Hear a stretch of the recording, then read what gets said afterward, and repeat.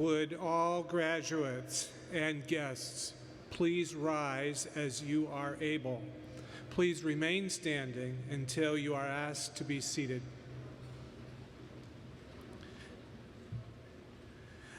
Ladies and gentlemen, Provost and Senior Vice President for Academic Affairs of Northeastern University, James C. Bean, and Dean of the Law School, Jeremy R. Paul, will now lead the procession.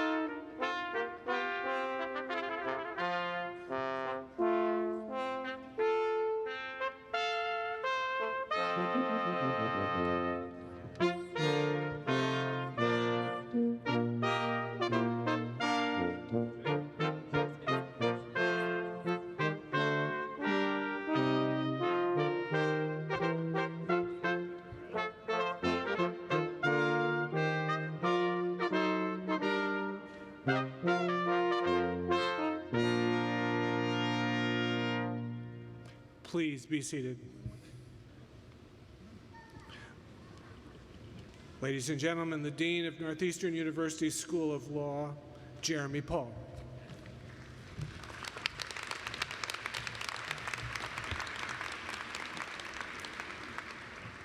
Good morning, everyone. I bet you thought this day would never come. Provost Bean, President Richards, members of the Board of Trustees and the corporation, faculty, adjunct faculty, graduates, staff, families, and friends, welcome to the 2017 commencement exercises of the Northeastern University School of Law. Above all, welcome to the class of 2017. We are here today to celebrate your achievements and your future. And make no mistake, today truly is a day for celebration, and not just because everyone seems to be shoving a champagne glass in your hand. You have accomplished a great deal. You have learned not merely the content, but the meaning of countless laws. You know how to draft a contract, file a motion, and write a will, as well as how to educate your friends about whether an executive order exceeds presidential authority.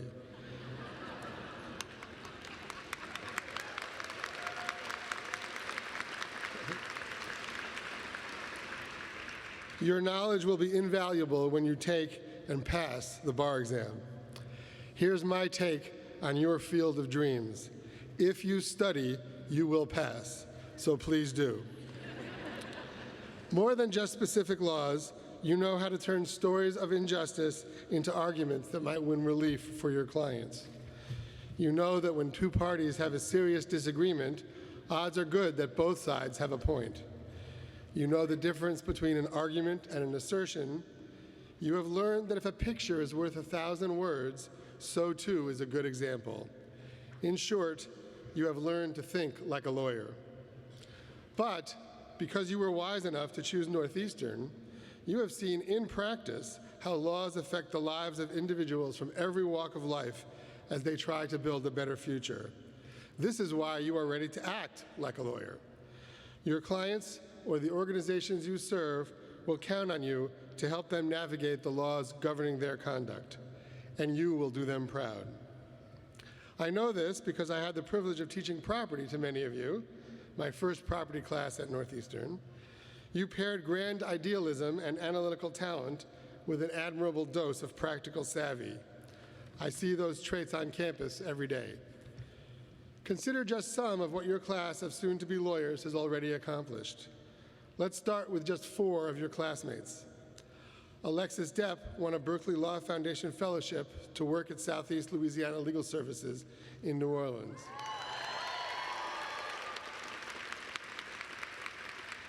Anel Morales won an Immigration Law Fellowship to render services at the University of California, Davis.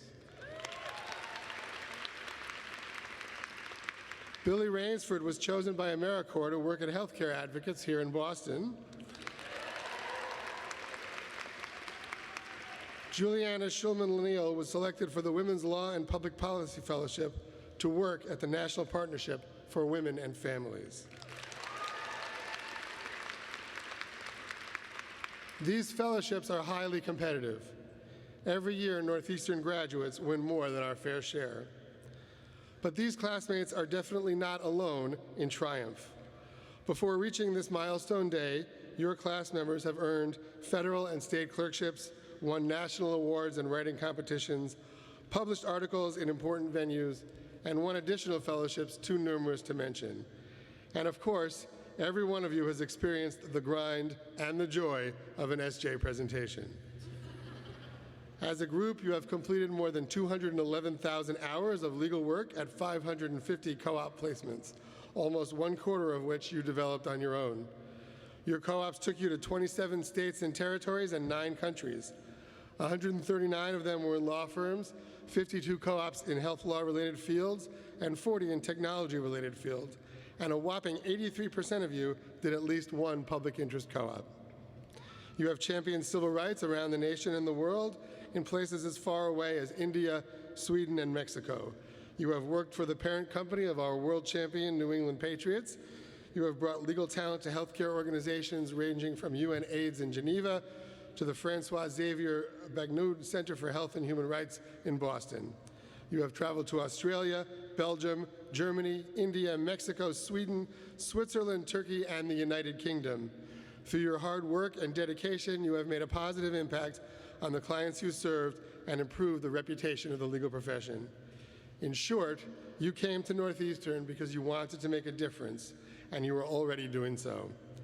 You leave Northeastern with more legal experience than graduates of any other law school. Congratulations. We are proud of you. Will the audience please join me in a round of applause for the JD class of 2017.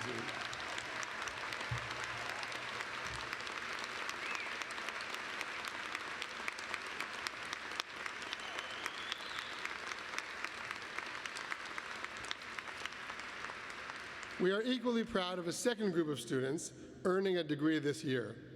This is the 5th graduating class of our Master of Laws program, containing 32 lawyers from 21 countries, from Albania to Uganda and from Cameroon to China. Newly represented countries this year are Ghana, Haiti, Jordan, Tanzania, Tibet, and Venezuela. Most of the class concentrated on U.S. legal studies, but some took advantage of our specializations in human rights, health policy and law, law and economic development, and our new international business concentration. Over half the class entered the program with substantial work experience. Your ranks include a social worker, a senior pastor, a machine operator, and an underground utility locator. The LLM students completed co-ops locally in Boston, nationally in Washington, D.C. and New York, and further afield in Ghana, Mexico, Saudi Arabia, Sierra Leone, and Thailand. We are proud to welcome you to the ranks of Northeastern alums. Please join me in congratulating the LLM class of 2017.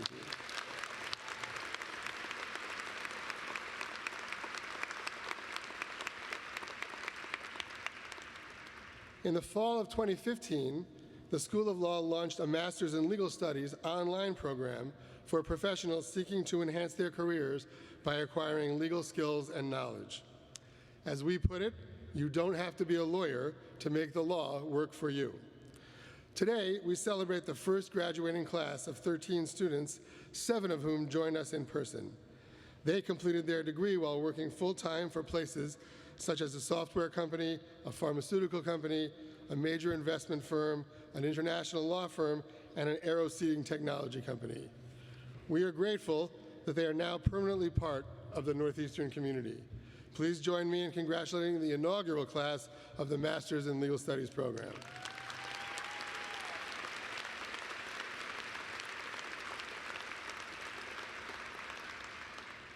Special thanks to Presidential Chief of Staff James Hackney, who helped launch this program, and especially to Associate Dean Wendy Parmet, who has shepherded so skillfully to success. And while we are saying thank you, we have some very important ones to share. 2 beloved faculty members are retiring this year. Mary O'Connell, class of 1975, has been an exemplary member of the tenured faculty for nearly 40 years, writing path-breaking articles on alimony, contingent workers, and public benefits, and teaching scores of students family law, juvenile law, children's law, education law, contracts, and property. Her passion for teaching is palpable, her compassion for people inspiring, and her discerning mind a font of knowledge for students and colleagues alike. She will be deeply missed. All right, Mary.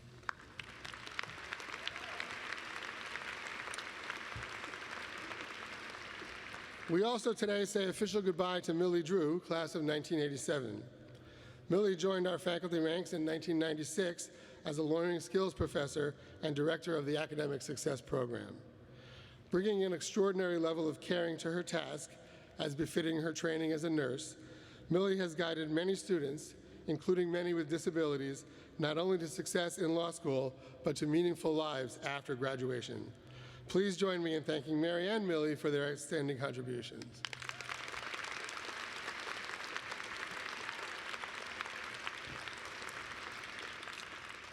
Class of 2017, I know you will also want to thank Associate Dean Dan Danielson, who will be returning to the full-time faculty this summer. He has creatively built your curriculum, revamped the LSSC program, and ensured that the right people are in front of the right classrooms. Alongside Michelle Harper, he skillfully restructured the entire Office of Student Academic Affairs. I personally wish to thank him for being as tireless, imaginative, and committed a partner as a dean could hope for these past 3 years. Please give him a round of applause.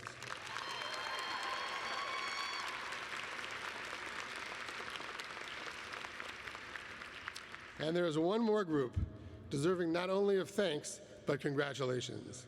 No one completes law school without a great deal of help.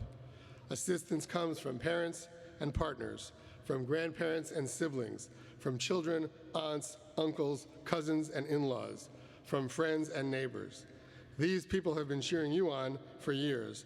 Now that you have time to catch your breath, please take a moment to cheer them on by publicly thanking all those who pitched in to make this day possible.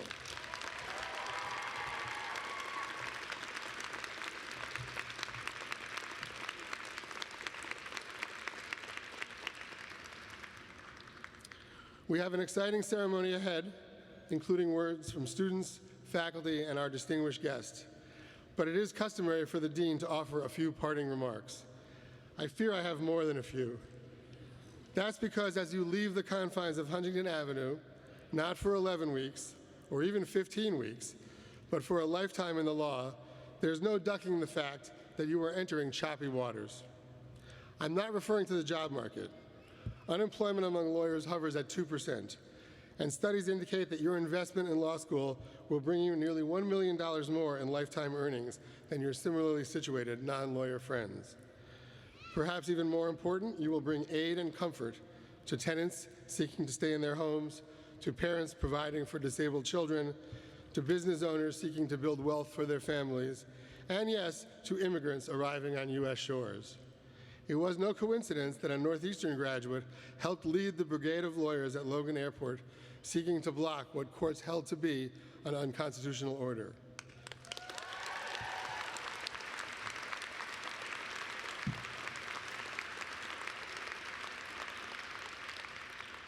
You will have countless opportunities to do well and to do good, and I know you will make the most of them. What worries me instead is the polarization in our country. We cannot continue our sacred tradition of self-government if people root for their political party as they do for the Red Sox. My generation is counting on yours to insist that law functions as it always had, to hold the powerful accountable to the people. Your livelihood and the future of our democracy depend upon a robust system in which everyone plays by the rules. I can't tell you how to put the genie back in the bottle and restore long-standing norms shattered in the last election. But I can alert you to two of the greatest challenges that threaten adherence to the laws you have studied here at Northeastern and endanger your chosen profession. The first challenge is fear. If you are driving a car and an unexpected obstacle lands in your path, it would be irresponsible to pull the people in the back seat before you turn the steering wheel to avoid a crash. When real and immediate threats exist, democracy understandably falls by the wayside. Consider then how tempting it is for those who wish to subvert democracy altogether to accentuate danger so as to make the task of building consensus before action seem foolish or utopian. Terrorism is scary. So too is climate change. Those who deny either threat should not be taken seriously. But when a leader proposes a course of action allegedly aimed at making us safe, it will be your generation of lawyers who must ask the hard questions. Do the benefits outweigh the costs? Will sacrifice of competing values be worth the price? Will the plans work? Democracy and the rule of law cannot survive in a climate of fear. So graduates of 2017, to ask the hard questions, it won't be enough to be smart, as you are. You will also have to be brave. The second challenge is change. Not just ordinary change, but the kind of rapid change that will dominate the world in which you will be employing your legal skills. I am reading a book called Whiplash, written by the head of the MIT Media Lab and a journalism professor here at Northeastern. I recommend it to all. Like many tech books, it explains the exponential growth of computing power in accord with Moore's law, and talks about innovations such as Bitcoin. But what makes this book special is how it explains the effect of the internet on cultural assumptions about how the world works. It notes, for example, how crowdsourcing empowers reform from the bottom up rather than the top down. But alas, the authors say far too little about the law. Class of 2017, you can't afford to be equally sanguine. Our deepest understanding of how law works is sequential. Lawmakers set rules today to govern the world of tomorrow. But if the world changes fast enough, this simple understanding of law cannot survive. If the laws we pass today make no sense in the world of tomorrow, respect for the law will begin to crumble. And if the law is not a pillar of accountability that anchors people on all political sides to norms, then political polarization will continue unchecked and our deepest values will remain in peril. Class of 2017, you are now experts at learning the law, but your careers will call upon you to do more. You will need to invent new paradigms of law in which public values are built into everyday practices before events unfold, rather than applied after the fact. As we say at Northeastern, you will need to weave justice into the fabric of everyday life. I have no doubt you are up to the task. Everyone at your alma mater stands ready to help. Please stay in touch. Class of 2017, bravo. We will follow your path with interest, particularly to hear stories of your successes and how you are changing communities and the world for the better. May the force be with you.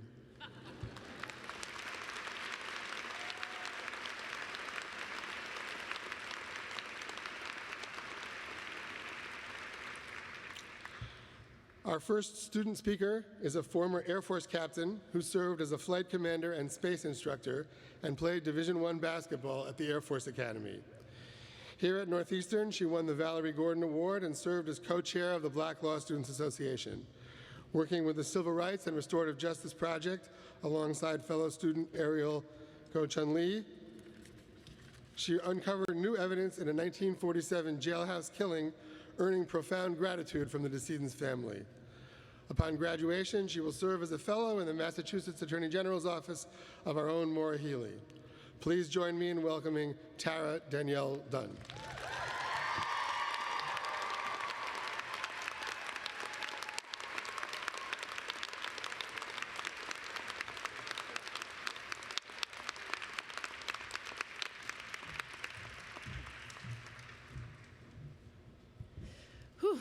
Good morning.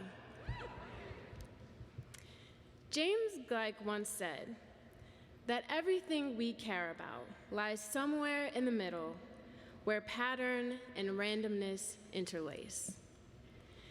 Those that know me know that my journey to this podium has been filled with complete and utter randomness.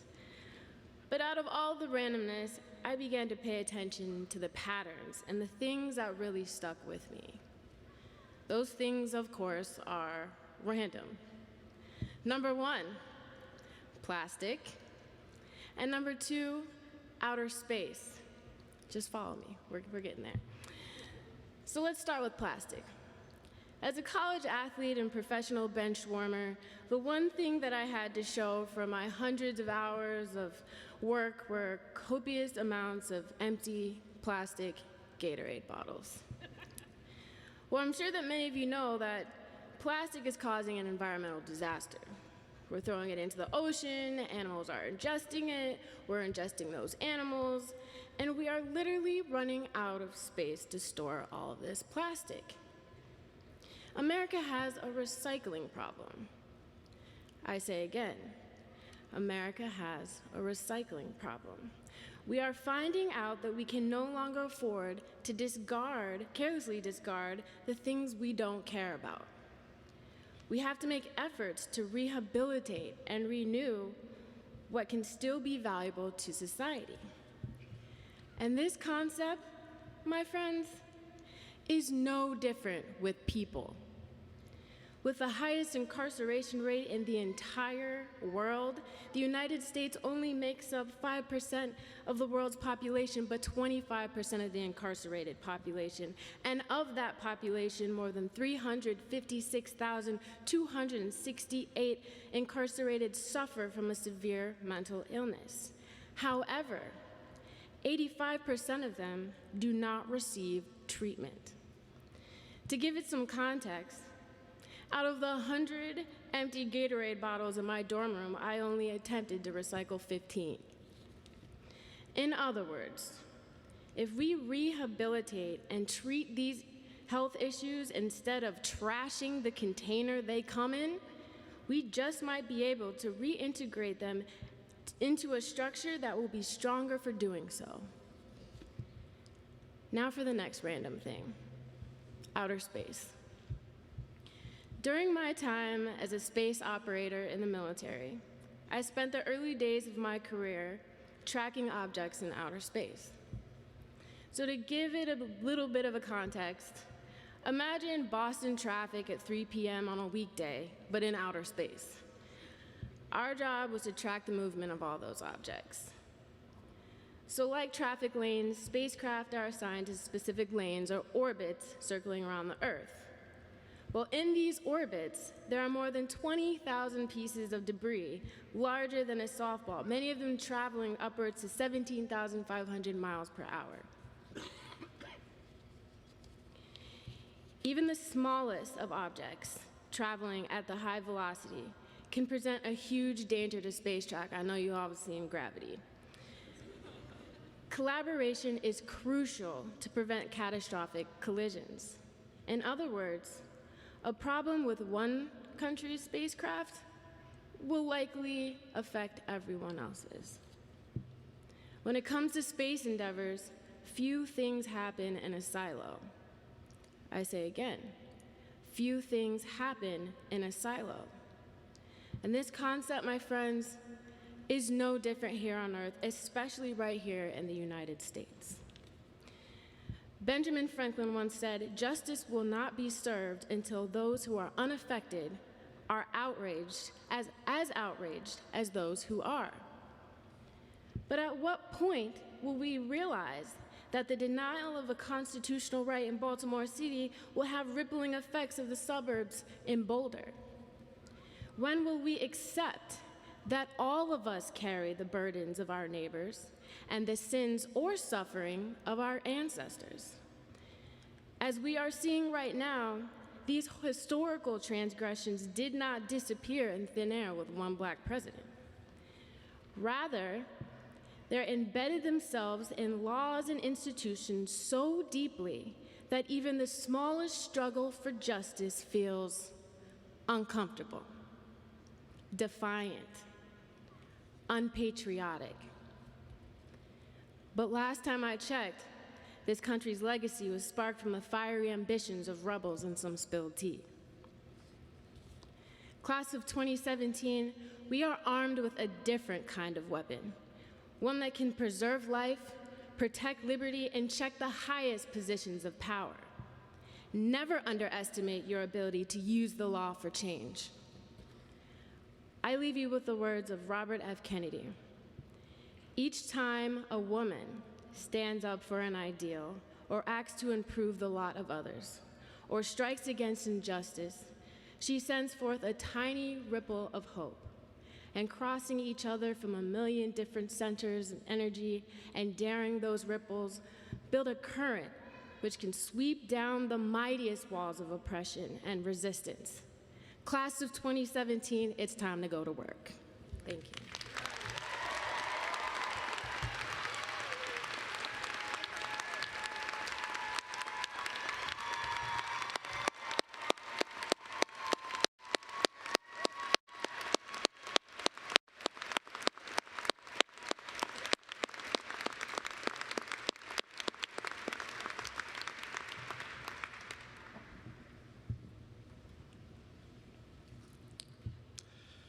Our next student speaker spent 6 months in China before even starting college and served as a former special assistant to Attorney General Eric Holder before law school. During her second year at Northeastern, she was a fellow at the Human Rights Law Network in New Delhi, which led to her online article, Understanding Family Planning, Poor Medical Care, Forced Sterilization, and the Genocide of Tribal Peoples and Backward Castes. Next year, she will pursue an LLM degree in Human Rights at the School of Oriental and African Studies in London, after which she plans a career defending the rights of marginalized communities, including prisoners. Please join me in welcoming Morgan Antonia Wilson.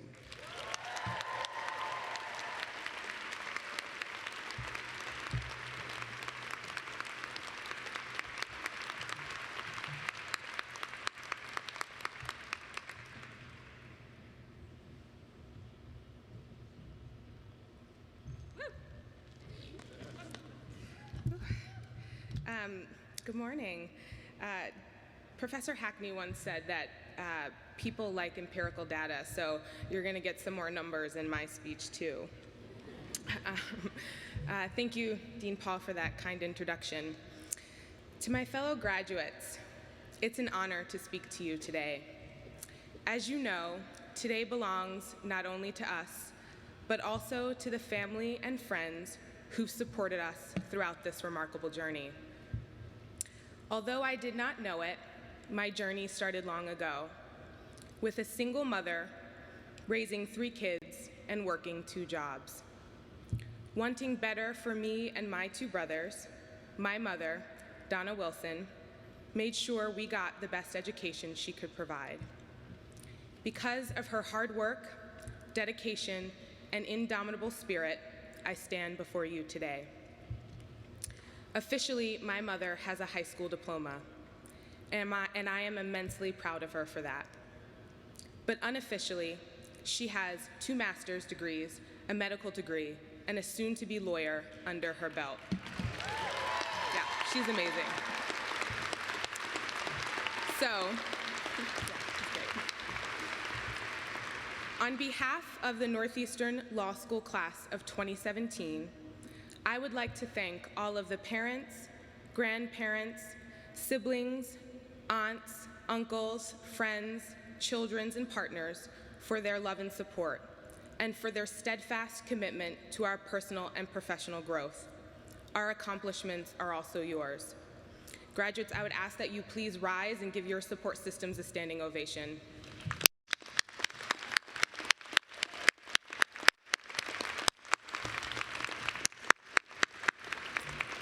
Thank you. You may be seated. I came to law school believing that the law was not created for or by people of color, but rather that it creates and maintains systems of oppression, inequality, and violence against underrepresented people and communities. I still believe that.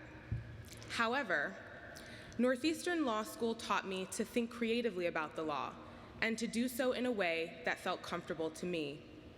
To that end, I would also like to thank the many faculty, administrators, and staff who've inspired our learning both in and outside the classroom.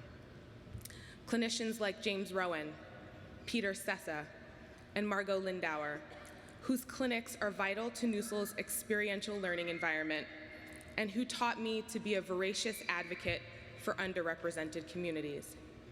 Professors like Carl Clare, Lucy Williams, Libby Adler, Rose Zoltik-Jeck, and James Hackney, who taught me to remain hopeful that the law can be a tool to effect meaningful change. Administrators like Dean Harper, without whom this school would not run. That's right. And finally, the many support staff like Raisha Price and Jackie LaCourte, who bend over backwards to help students succeed. Yep. We thank you for your patience, wisdom, and kindness. We appreciate you. Classmates, we are graduating at a time when our country is facing enormous challenges. Currently, there are 2.3 million people incarcerated in the United States. That's more people per capita than any other nation. Of that number, Black men are 6 times as likely to be incarcerated as white men. and Hispanic men are more than twice as likely to be incarcerated as non-Hispanic white men. As of the last official count in 2015, there are 43.1 million people living in poverty. Of that number, 15 million are children. Moreover, in 2016, roughly 564,708 people experienced homelessness on any given night in the United States. That same year, the murders of 27 transgender people were reported, making it the deadliest year on record for transgender people in the US. Adding insult to injury in 2017, Donald Trump's tumultuous first few months in office saw the issuance of Executive Order 13769, the travel ban, and a significant crackdown on undocumented people living peacefully in this country. In fact, since January, ICE has arrested 41,000 people. That is an increase of 41% as compared to the same period last year. Additionally, Trump's administration made changes to environmental policy to include rolling back Obama-era policies aimed at curbing climate change and limiting environmental pollution. The weight of it all seems oppressive. However, I believe that the opportunities created by these challenges have never been greater. As my mother always says, where there is a will, there is a way. If we commit to using our brains, our bodies, and our financial capital in support of the collective good, I believe that no challenge is insurmountable. We must use our brains and the new tools we've acquired in law school to amplify the voices of those who are otherwise silenced or ignored by our justice system. Be part of the pro bono team at your law firm. Work in the public interest field. Give Know Your Rights trainings. We must put our bodies on the front line to protest, to be present, to build capacity for social justice movements that promise to improve the quality of life for all living things and the longevity of our world. As Black folks say, show up and show out. Finally, we must use our financial capital to donate to the causes about which we care. Social movements do not run on goodwill and social media alone. Donate to places like Planned Parenthood, who provide much-needed health services for underserved communities, but whose federal funding is being threatened. Donate to organizations like the Southern Poverty Law Center, the Southern Center for Human Rights, the Irish Immigration Center, GLAAD, Assata's Daughters, or the Black Lives Matter movement, to name a few, all of whom work to dismantle inequality, exploitation, and violence. They cannot do their critical and necessary work without financial resources. Ultimately, the onus is on us, and I have faith that we will rise to the occasion. Thank you, and congratulations to the class of 2017.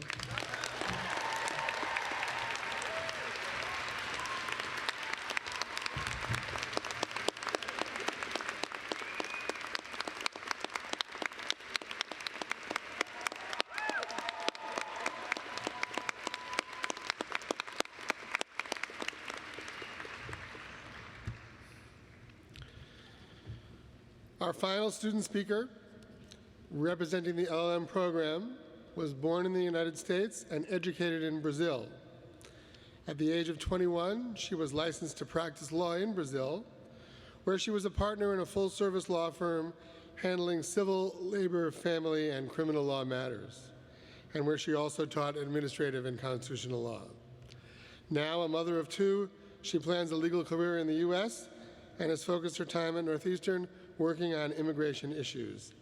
Please join me in welcoming Clarissa Khalil.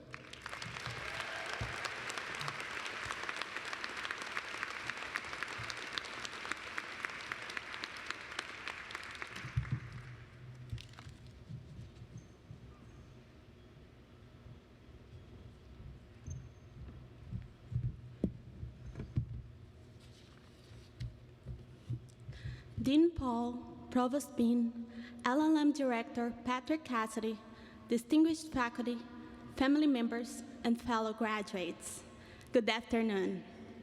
First of all, I would like to thank God for giving me this opportunity to speak today. My name is Clarissa Khalil, and I am one of the many voices of this LLM graduating class of 2017. Our voices are from Brazil, Albania, Bangladesh, Cameroon, China, Egypt, Ghana, Haiti, India, Iran, Jordan, Nepal, Nigeria, Peru, Saudi Arabia, Sierra Leone, Tanzania, Tibet, Turkey, Uganda, and Venezuela.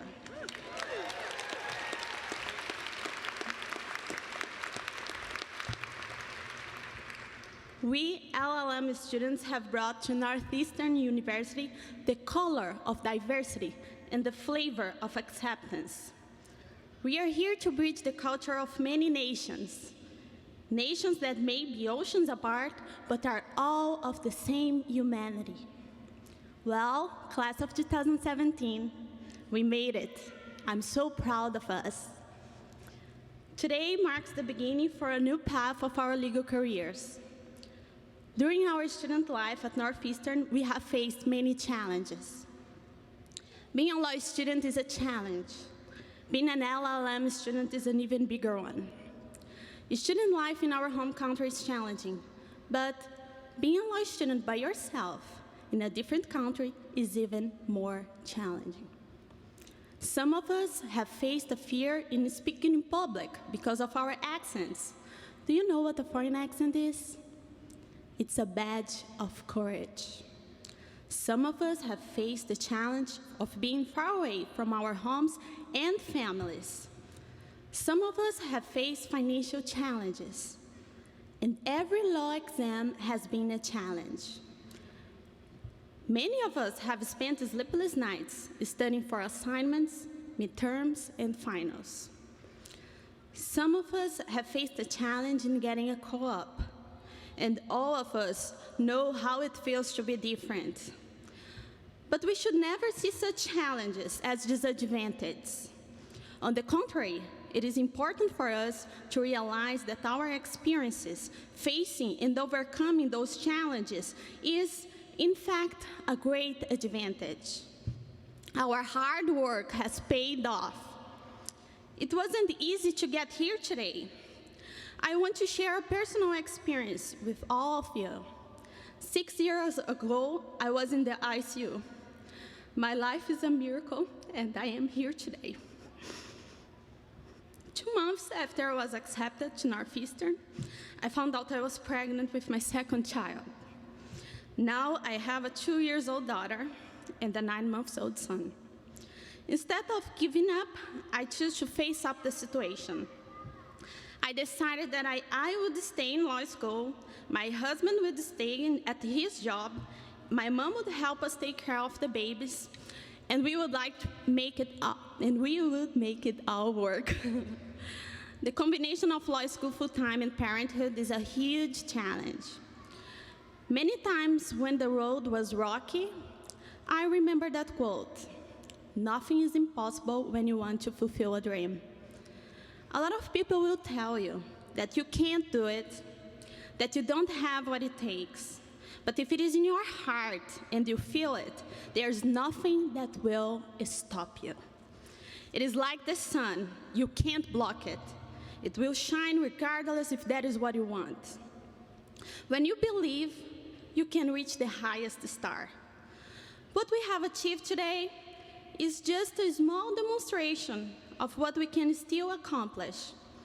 I would like to thank my family, my friends, my classmates, and my 2 little babies for always inspiring me when I felt hopeless.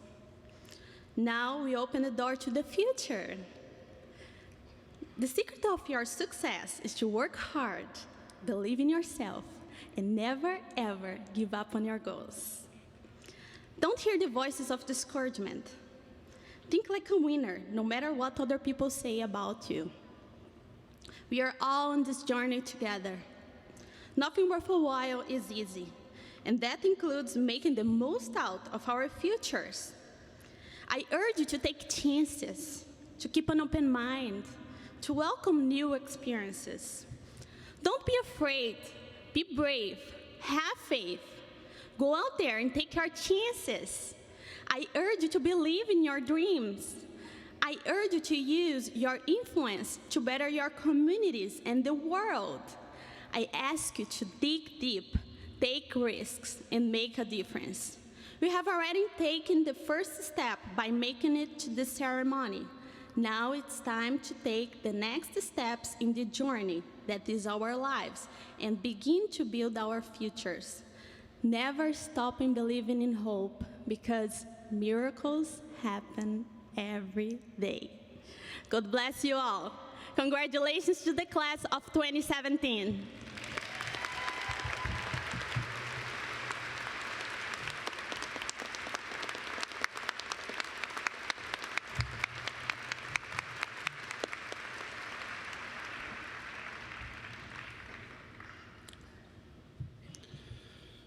Our faculty speaker, selected by our students for this honor, was promoted this year to the highest rank of our teaching corps.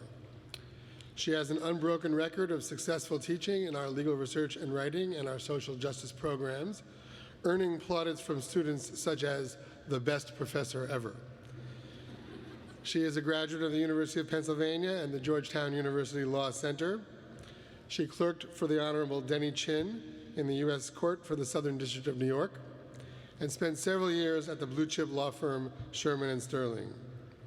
She came to the School of Law full-time in 2013 after many years of teaching on an adjunct basis. Recently, she has assumed administrative responsibilities for our brand new clinic-like program providing students with a faculty-led experience representing organizational clients in the first year. And she has led the law school's efforts to improve our faculty advising system. I have been proud to work with such a talented and dedicated colleague. Please join me in welcoming Professor Margaret Hahn-Dupont.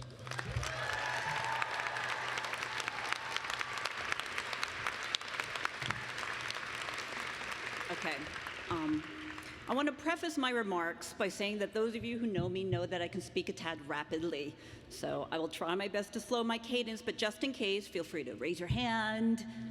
I'm happy to call on you if you miss anything, and I'll just go over it again. We actually have a timer from the Commencement Committee to make sure that we stay on track and on time, and I think I just gave him a small stroke. Provost Bean, Dean Paul, my esteemed colleagues on the faculty, friends and family and loved ones, and I think some random strangers who may have wandered in off the street, and of course, you beautiful graduating class of 2017. I am tremendously excited and happy to have been chosen to speak here in front of you for several reasons, not the least of which is that shot of Jameson's I had before I came in.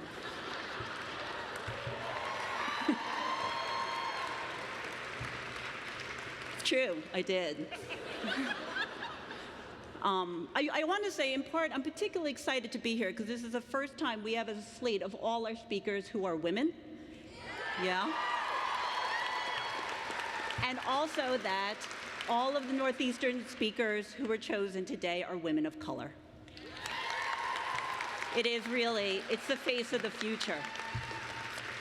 I'm also very excited to be here because in addition to celebrating the accomplishments of the JD graduating class, we're here to honor our international LLM students, many of whom I had the distinct pleasure of teaching when I taught them in civil procedure. And keep in mind too, all of you went through civil procedure, you know how hard it is. Imagine learning it in a foreign language. I can barely order dinner in a foreign language. You can imagine learning civil procedure in a foreign language. I'm also excited because we're here to celebrate the Master of Legal Studies cohort, the first graduating class, as Dean Paul noted, many of whom came from warm, sunny places like Florida, and all I can say is I'm sorry. I'm also thrilled to be here because you are my favorite class. It's true. All of you, even the ones I didn't teach, even the Master Legal Studies students I met yesterday at a cocktail party, you're all my favorites. And I know we're not supposed to pick favorites, but we do it all the time, right? We all have our favorite movie, and we have our favorite song, and we have our favorite law school professor. You know Medwed's back there saying she didn't just say that. I did. I said it. Yeah, me. But you are my favorites. just been so happy to have been with you these past 3 years, so I'm really very honored to be here. And finally, I'm particularly honored to be here because, and this is a true story, when I was around 11 years old, it was around this time of year, I was reading all the transcripts of commencement speeches in the newspaper, all that advice and all those lofty words, and I went to my dad and I said, when I grow up, I want to be a commencement speaker. So I want to thank you all for making my childhood dream come true. Which really means you better settle in and buckle up, because I've had a long time to think about this, and I've got plenty to say. So I know you've heard from Dean Paul about Professor O'Connell and Professor Drew, and you heard him talk about their many accomplishments and contributions, blah, blah, blah. But I wanted them both, and all of you, to hear from the students' perspective. And I'll start with Professor O'Connell, but I don't think she's here. So this is what Mary would hear if she were here, but she's not. Mary? This is what your students had to say. Professor O'Connell is truly dedicated to making your students the absolute best attorneys possible. She takes the time and effort to thoroughly engage with her students' work. More than any other professor I've ever had, Professor O'Connell goes extremely deep in the material. Her classes are unbelievably intellectual, stimulating, entertaining, and thought-provoking. Her passion for her work motivated me to pursue a career in education, which I had not considered before taking her class. Mary really does nothing halfway. And if you were a recipient of one of her incredibly well-crafted but unbelievably long memos or evaluations, you know what I mean. Whatever she turns her gaze to, whether it's a student or her teaching or her scholarship, got the benefit of her complete attention and her razor-sharp mind. She has been a long-standing and deeply ingrained presence at the law school, and she will be keenly missed. Professor Drew, where are you? Oh my God, she gave me such a face like, I'm going to kill you. Given all of her many roles at the law school, has in some capacity probably worked with every single one of you. And Millie, this is what your students had to say about you. Professor Drew is one of the most caring and dedicated professors I have ever had the pleasure of knowing. I can absolutely say without a doubt that I feel more confident and better prepared to enter the legal profession having been taught by Professor Drew. Her ability to tell students the truth of a situation without judgment and then help them formulate a path forward made her essential to student success. I truly feel for students coming into Northeastern now who will not get the benefit of her advice, her open door, and her belief in the importance of shaping qualified, competent, and successful lawyers. It's all true. Millie is one of the calmest and kindest people I have ever known. I've really often wanted to kick her or drop a book on her foot just to hear her yell. But make no mistake, underneath that calm exterior lies the heart of a true fighter. She is not afraid to stand up for what she believes to be right. And Millie is, by every measure, a kind, compassionate, decent person, and someone the world and the law school needs more of, and she'll be deeply missed. So Mary and Millie, like these grads, you're about to start the next chapter of your lives, and we wish you all the best.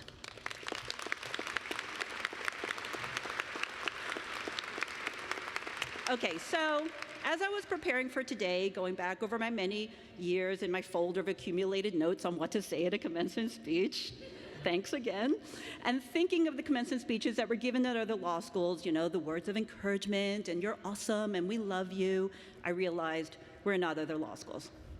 If other law schools jumped off the Brooklyn Bridge, we wouldn't do it. We're not just another law school in Boston.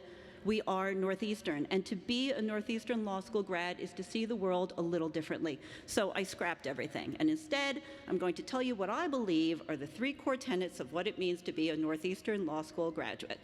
You can call them the MHD commandments. This is probably a good time to tell you that I learned recently that the Facebook group of the 1L class that I taught has a meme of a lemur saying, calm the down, which I've told is me.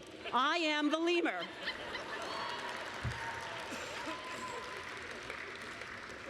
So, picture a huge lemur giving you these commandments. Don't worry, I will get to the words of encouragement and the I love you. I'm not a total anarchist. Okay, so the first commandment, thou shalt recognize your common humanity and speak like a human being. And by that I mean never, ever use Latin phrases. The only exceptions, 2 exceptions, you have been kidnapped, and your kidnappers will not release you until you say ipso facto, or you're Peter Enrich. Where is Peter? There you go. You know what I mean, right? So if you're Peter Enrich, and you're not, because there can only be one Peter Enrich, no Latin. I mean this both professionally and personally. Professionally, because the legal profession is a service profession.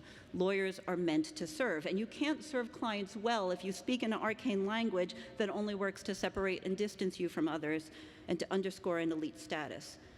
You as lawyers are in a position of authority and privilege. Those little letters, the JD after your name, you will be astonished at the power that those letters confer. And people seek out lawyers because they are in need.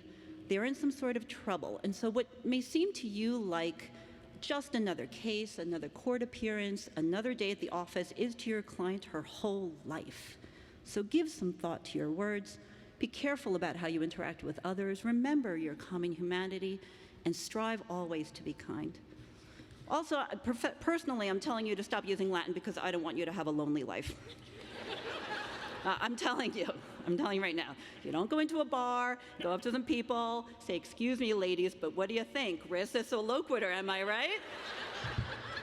I'm telling you now, that's going to guarantee you're going to be sleeping alone that night and probably every night for the rest of your life. So no Latin, get it all out. Get all the Latin out. All right. The second commandment, thou shalt understand that law is a social construct and that rules are meant to be broken.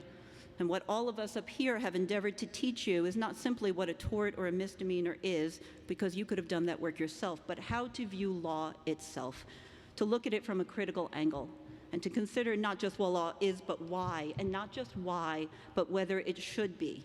And because law is a social construct, it is not immutable. We are not bound to follow it. These are not the laws of physics. Law has no pull on us the way gravity might unless we choose to follow it. And because law is a social construct, it should reflect a society's values and mores, but whose values and whose mores? And who gets to decide? And how does it impact those who had no say in its creation? It's really, I believe, a central characteristic of a Northeastern graduate to understand this, to see the inherent power dynamic in the creation and application of law, to ask those questions, to challenge authority, and to understand when there is a time for the law to be followed, and that there may come a time when a law must be defied. And the final commandment is, thou shalt bear responsibility. If we are in a position of privilege by being lawyers, and if we understand that law is a social construct that has often been used by those in power to solidify their positions, then we must bear the responsibility for change. We are the richest country in the world, one of the most powerful, with the most resources. We consider ourselves to be a free and open democratic society of ideals, and yet we cannot seem to find a way to ensure people's basic needs. To house everyone who needs shelter, to be sure that everyone has enough to eat, to provide people with a decent living wage, to educate all our children, we seem instead to be stuck in a system constructed to reward the wealthy and the powerful. In some ways, the world is a much different place now than it was 3 years ago when you started on this journey. In some ways, it is harsher. For many, it is more threatening, and the injustice is magnified. But in many other ways, it is not, in fact, much different. The spectacle occurring outside, notwithstanding, much of the world is still largely the same, because the truth is that the inequality and injustices people are decrying now have existed in our country for decades. We have always had property laws designed to protect capital and keep certain people at the margins. We have always had tax laws created to reward the wealthy and perpetuate poverty. We have always had immigration laws that have been used to demonize and separate people. And we have had for years criminal laws that create a permanent underclass of the marginalized and communities of color. We all want the same thing, for everyone to be able to live their lives without having to answer for the way they look or the language they speak, the people they love or the place where they came from, to care for their children and to live their lives with dignity. But simply to want it is not enough. The change will not be easy. Certain people these days make it easy to point fingers and say, this is what's wrong, fix this, get rid of him, and everything will be better. But true lasting change requires more than that. The fight for equality is a never-ending battle, requiring a measure of true sacrifice, a different mindset, We're all living in a world of our own devising, with laws that have consequences extending far beyond the particular focus of any law itself, consequences that overwhelmingly perpetuate a social and economic hierarchy. And we cannot say that we are not responsible for it, or that we do not reap the benefits of it. We have to face our own complicity and acquiescence and strive to do more. And because we are lawyers, or soon will be lawyers, if we believe in justice and change, then the responsibility we bear for that change is far greater than others may have, because we are not just individuals, we're not just citizens, we are the fortunate ones. We are in a privileged position. We have the capacity to make change. We have the skill and the ability and the education to do something. And so then the question becomes, do we have the will? Now, this is a moment when a normal commencement speaker would encourage you to dream great dreams and to aspire to greatness, but I am not normal, so I'm not going to do that. Because in pursuit of the great, people often overlook what is good. They neglect to see the need right in front of their eyes. And I believe that the result of our collective efforts to do good is greater than our individually trying to achieve greatness. Because now is no time for aspiration. It is time for action. It is a time for deeds, not dreams. So remember what you came to law school for, what you came to Northeastern for. You could have gone elsewhere, but you chose Northeastern, and what it stands for. Embody those ideals. Because life is difficult, and for some it is tremendously difficult. And that is why we have lawyers like the ones you soon will be, who are compassionate and kind and woke. Did I use that right? I used that right? But let's not forget, in the midst of all the difficulty, there are shining moments of joy and happiness like today that are cause for celebration. So here are the words of encouragement I promised. You have accomplished an enormous amount. Law school is not easy. It is not for the faint of heart, and yet here you are. So do not diminish, and do not let anyone diminish your achievement. Having gone through this has made you all more skilled, more knowledgeable, more capable, and stronger than you were 3 years ago, so don't fret. Go into the world confidently, as lawyers do, and remember that you have been trained well, and you've learned an enormous amount. Remember that there are people in your life who will support you and catch you if you fall, and really know that there is nothing you will face in life that is more than you can handle. All right, I'm almost done. Just let me hold you here for a few more seconds. Just let us look at you. Because as you get older, you will realize that people come in and out of your lives all the time, and sometimes they stay with you, but too often they leave and you never see them again. This is such a bittersweet moment, because this is a moment that all of us have been working towards for these past 3 years, and yet now that it's here, it's really hard to let go. And of course, we have to let go because it would be weird if you came back to live in our basement, but still, it's hard. So as I told this group when I had the great fortune of teaching you, being a legal skills professor is like being Sisyphus, right? The first years come in, we get that big boulder of first year students, and we have to push them up that enormous hill and work so hard to develop the skills that you need to be good lawyers, only at the end of the year to watch the boulder roll back down the hill while you go off to second year and a new group of first years come in, and I'm pushing that damn boulder up that damn hill again. And one of you asked me why I do it. And I do it because once the boulder is up the hill and I have a chance to catch my breath and look around, the view is so beautiful. To look down at that hill, to see how far you've come and all that you've accomplished, it's gorgeous. And so this view today is beyond compare. And I know that I speak for all the faculty when I say we are grateful and honored to have had the privilege of teaching you, of working with you and learning from you. And our lives have been made all the better and all the richer simply by knowing you. So wherever you may go after you get out of this auditorium, whether you stay in Boston or return to your hometown or travel to some faraway place, think of us. Know that we are here thinking of you with true fondness and great affection, and know that no one can more rejoice to hear of your happiness. Congratulations.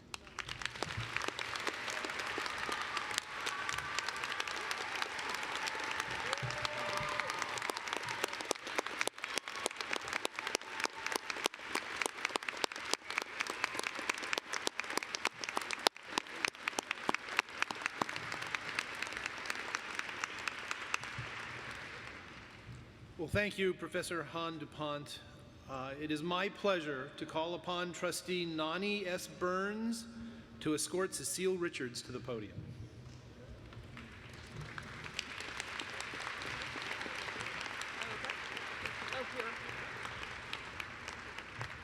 Thank you.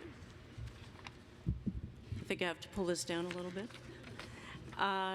Thank you, everyone. Good afternoon, I think. And congratulations to the class of 2017. And look at your hats. They are so great.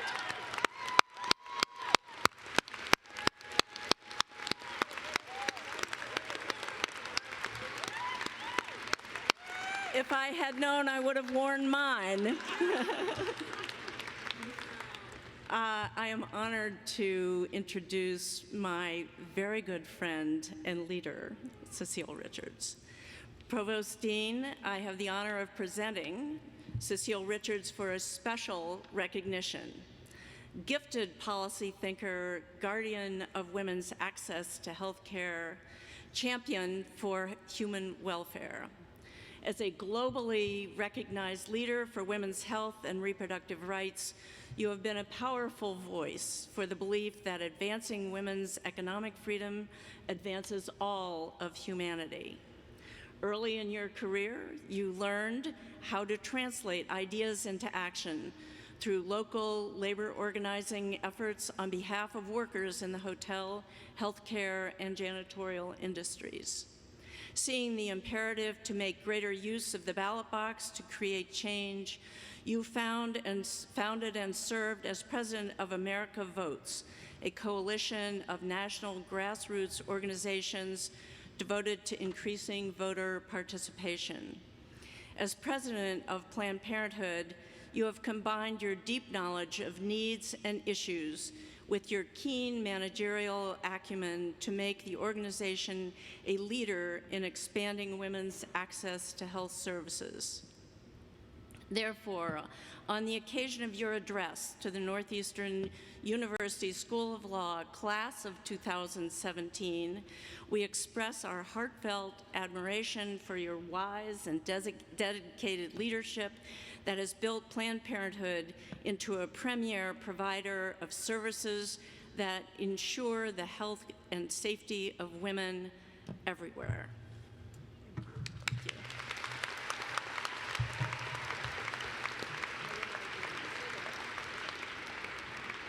Cecile Richards, Northeastern University is pleased to bestow upon you this special citation.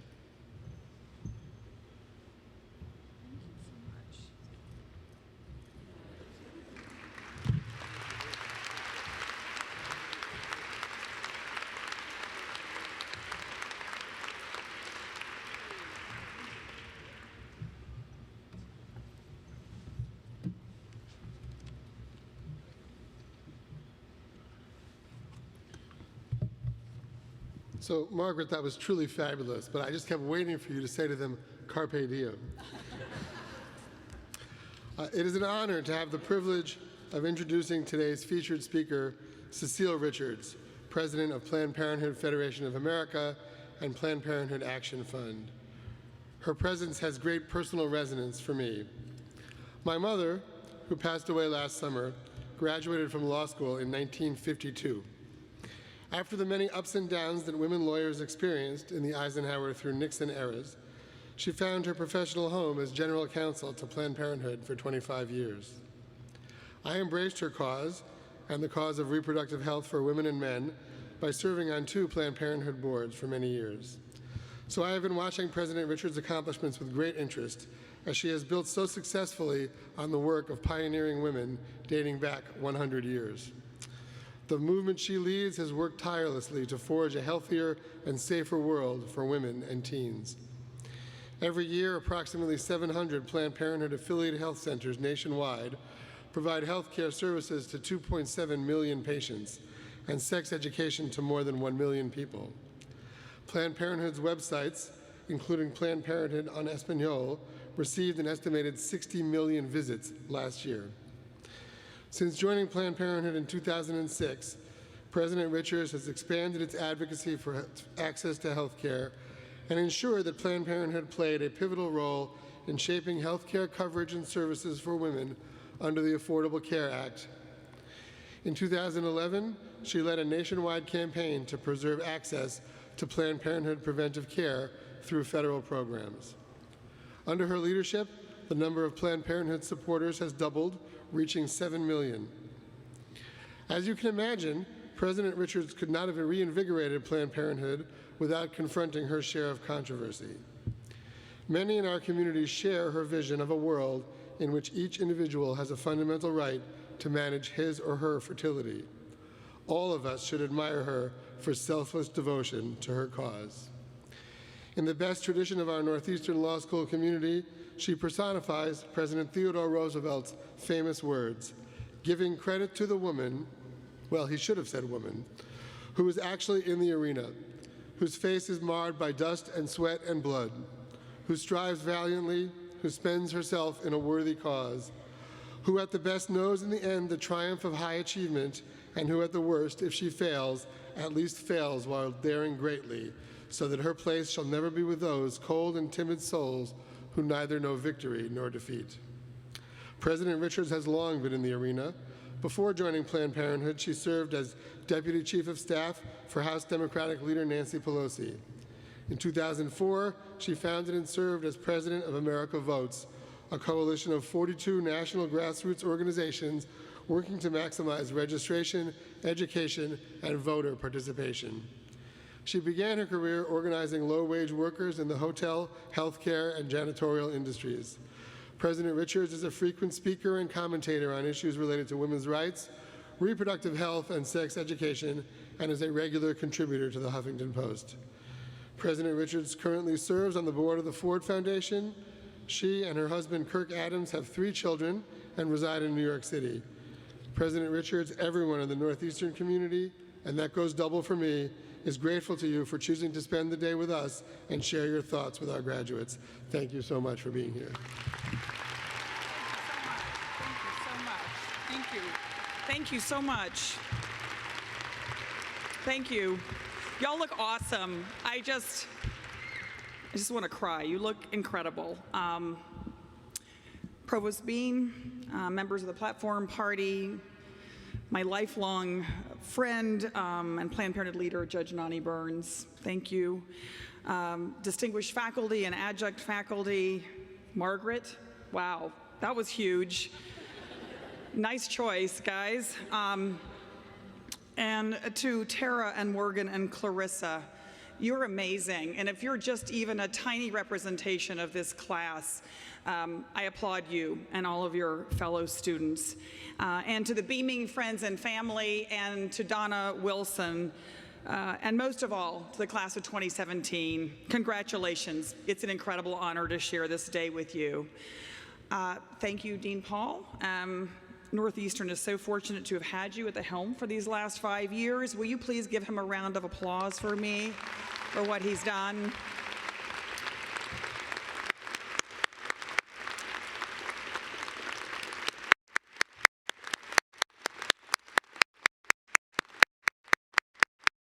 All right, let's give it up. Let's give it up for Dean Paul. Thank you. I know you had many accomplishments, and they're too long to list, but I really wanted to shout out the work that you did working with students to start Northeastern's very own immigration clinic here on campus. No time like the present. And as Dean Paul mentioned, his mother, Eve, she was our first lawyer. She was our first general counsel at Planned Parenthood, and went on to serve for 25 years. And now we actually have a 16-person legal team, and actually is the pride of Planned Parenthood. And for many reasons, we are litigating in more courtrooms than ever in our history. So we appreciate what Eve did to start us off. It is very hard to impart any wisdom to all of you now that I have learned everything you've been doing ever since 1L. You've participated in 39 international co-ops in 21 countries on 6 continents. You have worked for refugee rights and environmental organizations and disability policy institutes and agencies and embassies and more. And all along the way, you've survived SJ, you've done homework while staffing CISP, I understand. You've eaten way too much free pizza and logged many hours, I understand, at the unofficial Newsel cafeteria, Connor Larkin's. And I hear that you're very fierce defenders of the law school, especially when it comes to defending the law library against undergraduates. So props for that. Nice job. Someone had to do it. I'm glad it was you. This is a school, as Dean Paul puts it, where people study law as a way to make a difference. And thank God, because there's no time to waste. You may already actually be the smartest graduates this year in America, having figured out somehow 3 years ago that getting a law degree for social change would turn out to be the hottest commodity in 2017. So talk about right place, right time. This country, yeah, nice job, really, honestly, because this country has never needed smart, creative lawyers more than we do right now. So welcome to the resistance, my friends. I'm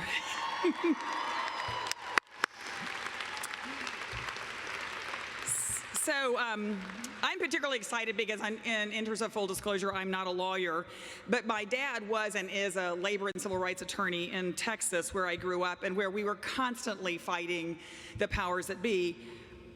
When in doubt, Dad's solution to life's injustices was to sue the bastards, which he did regularly and with incredible enthusiasm, and he still does today.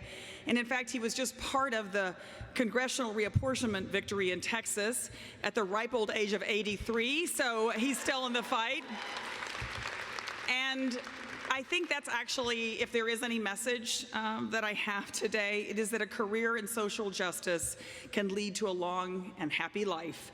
And with that, I respectfully submit for your consideration 5 random observations. Thank you, Tara, for getting the random concept out there to help you get the most out of both your law degree and the years ahead. And so my first thought is, think like an organizer. So whether you are taking on environmental justice or racial justice or reproductive justice or LGBTQ rights or immigrant and refugee rights or all the other areas in which we need help, no matter what you do, we've got to be as committed to fighting in the streets as we are to fighting in the courtrooms. And a perfect example actually came across, of course, the wire this week at the Supreme Court. So there was a big decision, as you probably read, striking down North Carolina's redistricting plans. Welcome to the scene, Justice Clarence Thomas, all right? Now that didn't happen on its own, because for the last 4 years, the Reverend Dr. William Barber III, head of the North Carolina NAACP, has been leading Moral Monday marches to the Capitol, and hundreds of people have been arrested in North Carolina protesting the legislature's attacks on voting rights and more. And in the process of doing that, the consciousness has been raised of folks in North Carolina and around the country about the enormous injustice of unequal representation. And so this Supreme Court decision to me is a perfect example of what happens when great lawyering matches up with awesome organizing on the ground. And Reverend Barber just wrote to me this week after the decision saying, now that we are winning big victories against racist voter suppression, we must have a mass voter registration and education in the streets that will lead to mass voter turnout. And I couldn't agree more. That's real social change. And so my last thought on that is, if you don't already have a job, you might think about heading down to North Carolina, because there's a lot of action going on. Yeah, let's hear it for Reverend Barber. And my second thought is, because I've been doing this a long time, is we only get the justice we fight for, and even then, it can take its own sweet time. So just ask women in Texas. 4 years ago, the state legislature and the governor were hell-bent on shutting down all access in the state to safe and legal abortion, and they introduced legislation to do just that. Now, the good news is it was the final straw and the state erupted. Thousands of people came day after day to the state capitol in Austin to testify against these bills. And then when my friend, State Senator Wendy Davis, another lawyer using her her legal degree for Powers for Good, took to the floor of the state Senate for her marathon 13-hour filibuster, the Capitol and every floor and every overflow room was completely full to capacity. And then right around 10 p.m., President Barack Obama tweeted to a cool 41 million people, "Something special is happening in Austin tonight." And of course, the whole place went up in cheers. And that may be the only time in recorded history that a president's late night tweet actually did some good in America. So, for the files. But the important thing about that is we didn't have the votes, and we couldn't block the bills, but folks never gave up in Texas. Planned Parenthood kept going.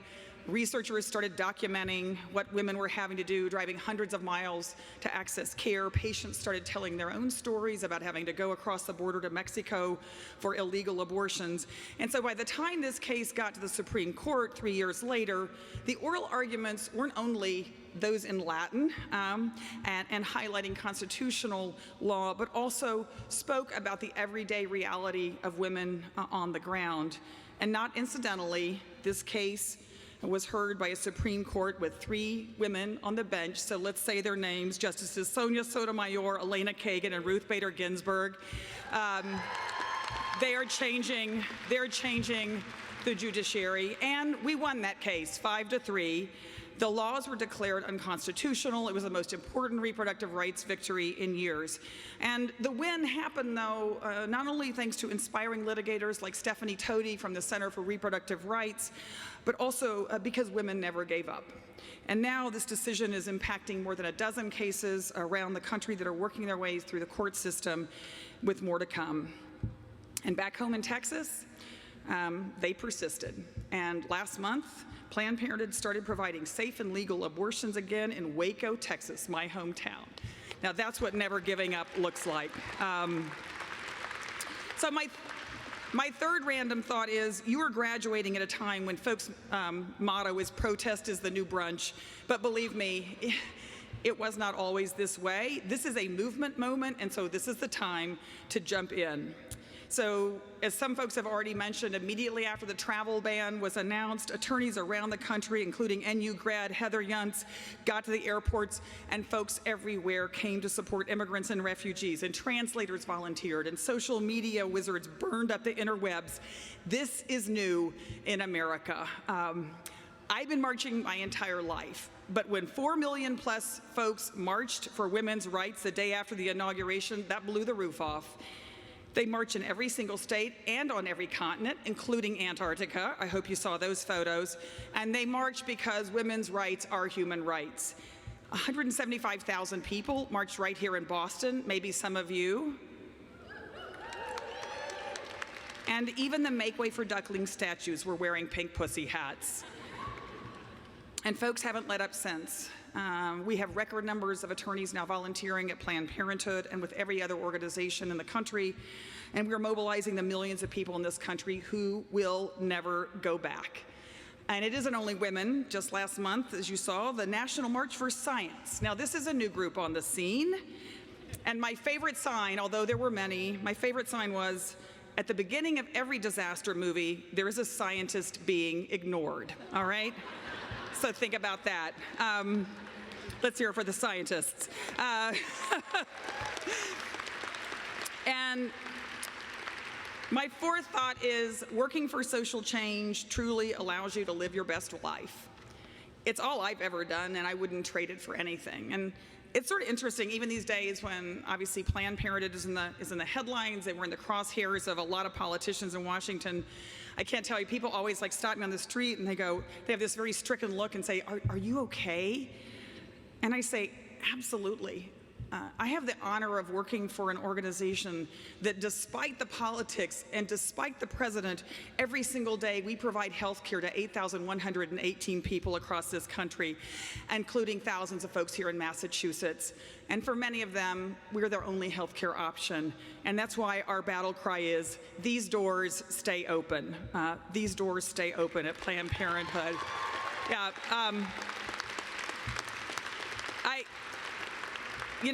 There's just never been a time to be loud and proud and stand up for what you believe in, stand up for your values, and lean on this incredible foundation you've gotten at Northeastern.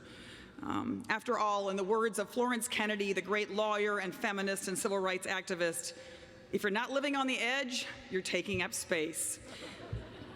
And 5, lastly, when you have the great privilege to fight the good fight, to stand up for folks who need an ally, to live your values, you're going to meet the most amazing people, and you probably already started here in your years here at Northeastern. It's the folks that you're with in the trenches that you never forget. Like my friend Urvashi Vaid, NU class of '83, who's taught me so much about queer rights and who is a lifetime friend. Or Rick Levy, class of '84, we fought for labor rights together in East Texas, and now he heads the Texas AFL-CIO.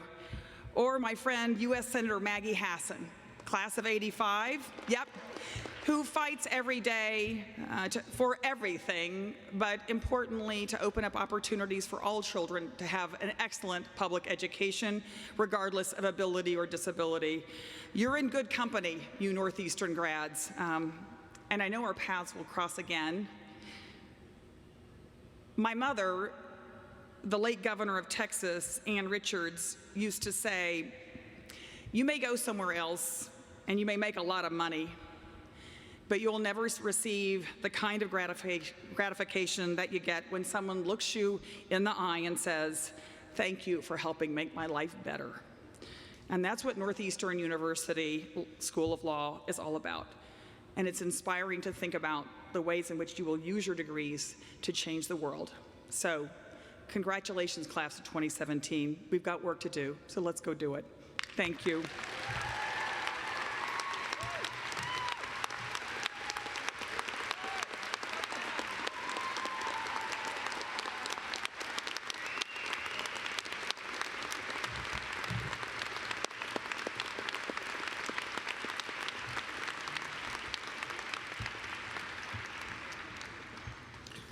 Thank you, President Richards. That was great.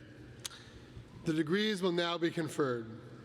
Provost Bean, it is my privilege to report to you that the candidates here assembled, and others, have qualified in all respects for the degree of Juris Doctor, Master of Laws, or Master of Legal Studies. They have successfully completed curricula offered by the School of Law and have been recommended by the faculty and the Council of Deans to be awarded degrees in recognition of their academic accomplishments. Will the candidates for the degree of Juris Doctor please rise and remain standing until your degree has been conferred. Provost Bean, I am honored to present the candidates who have qualified in all respects for the degree of Juris Doctor. By virtue of the authority vested in me by the Board of Trustees of the University, I do hereby confer on you and all those who have properly qualified the degree Juris Doctor, with all the honors, privileges, and responsibilities thereunto pertaining.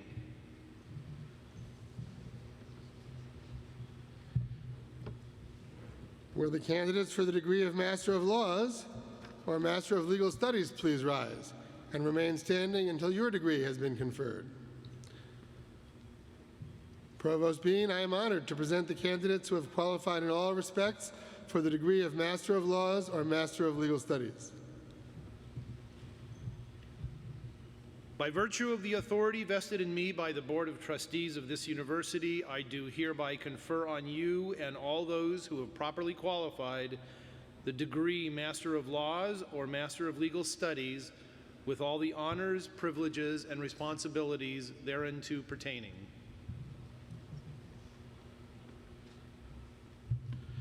Will the graduates please be seated? The marshals will now present the graduates to the platform.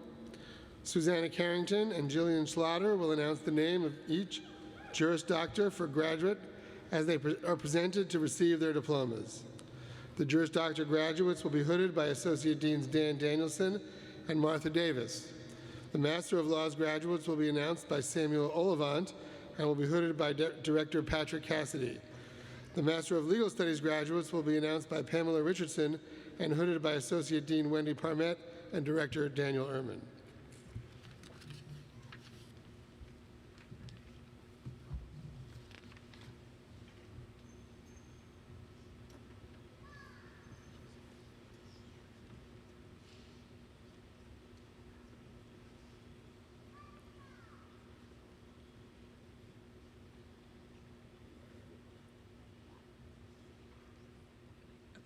Jacqueline Adamo.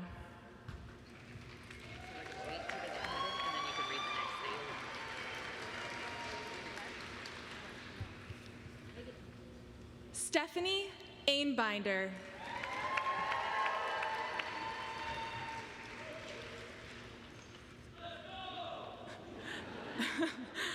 Catherine Elizabeth Akaya.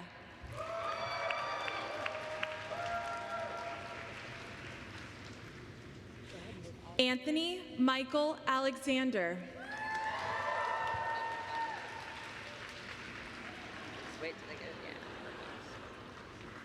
Anna Victoria Alvarado.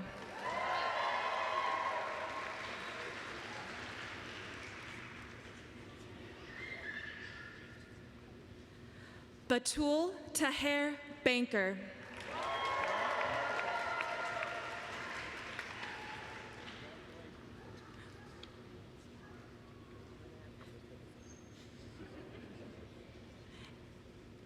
Eric M. Barton.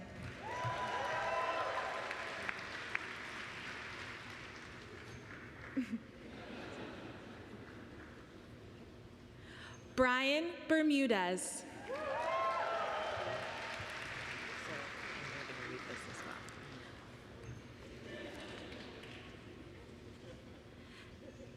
David Nelson Goldberg Bibb, also receiving his Master of Business Administration degree.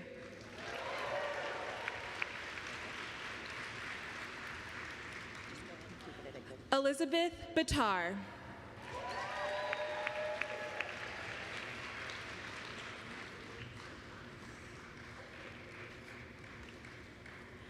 Sam Bumba.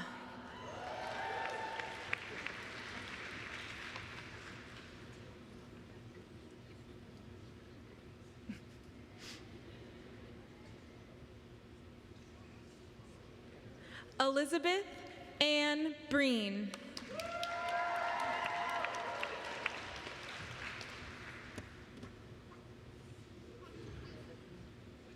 Brandon John Briner.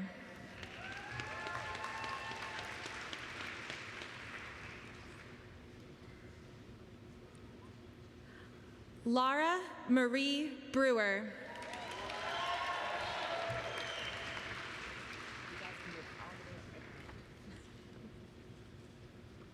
Brittany Justine Burke.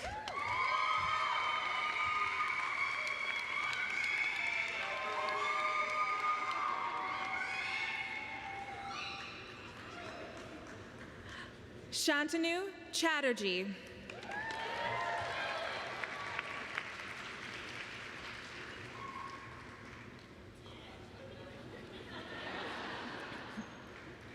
Smirti Chowdhury.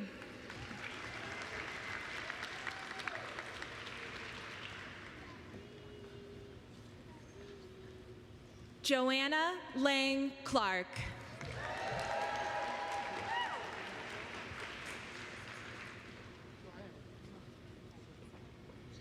Benjamin Grant Coleman.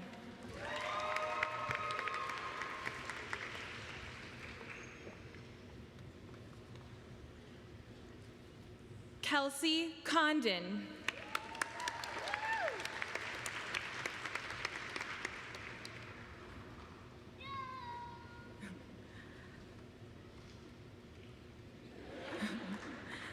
Megan Margaret Canini.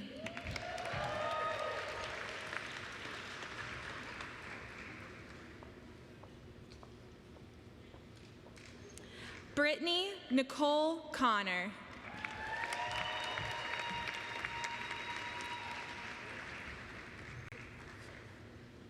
Lauren Victoria Pinnix Corbin.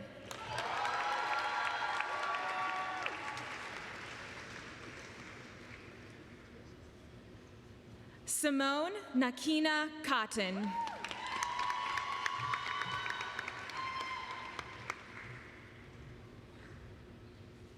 Miranda Mercedes Cover.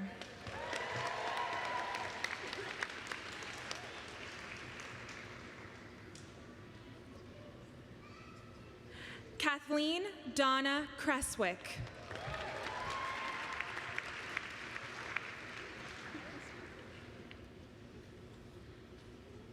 Cassandra Bianca Castissimo Cuenta.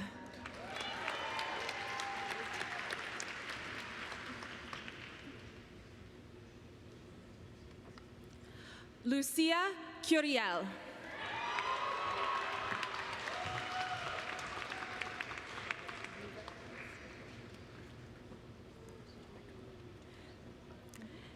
Egan Davis.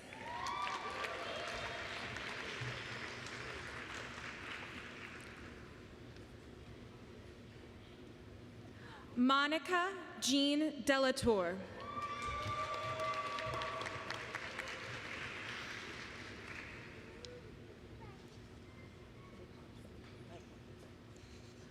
Joshua Robert Losh Demers.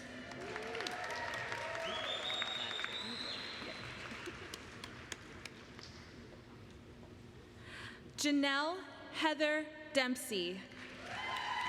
On behalf of Janelle's mother, Pamela G. Dempsey, class of '81, Janelle will be hooded by Justice Mary Sullivan, class of '81.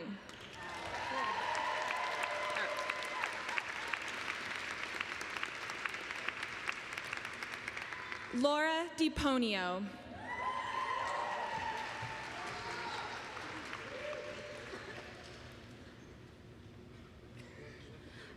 Alexis Erkert Depp.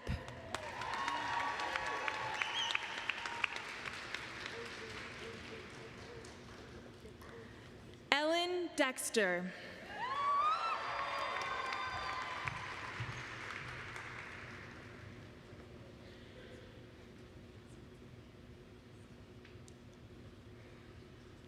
Ethan Blair Dively.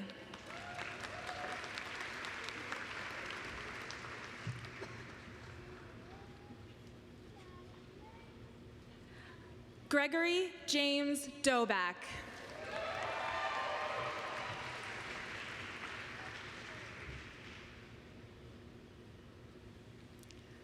Lena Marcela Trada.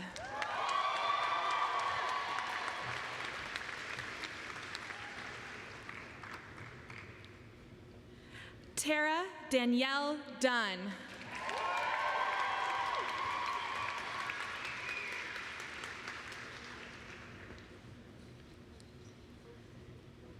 Catherine Brooke Fiallo. Oops.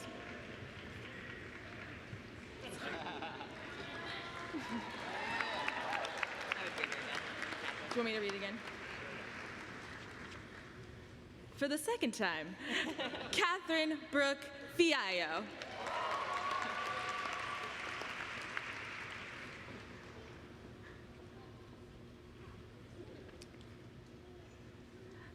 Elizabeth Filosa.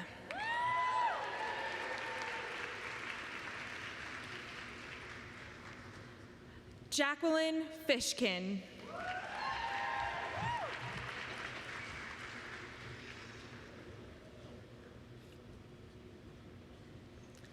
Jacob B. Fishman.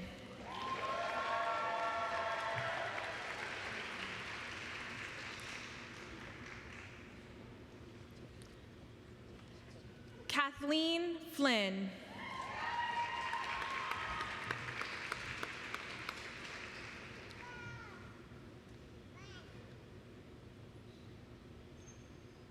Stephen Fuller.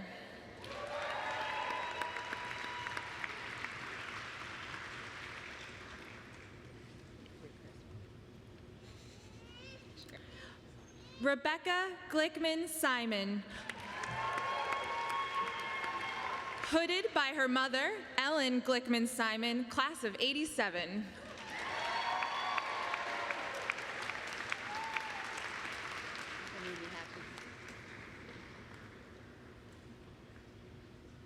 Jacqueline Louise Goldman.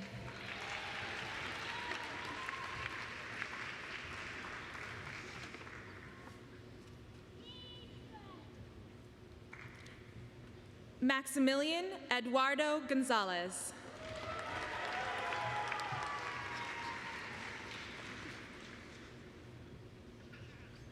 Christopher Goslin.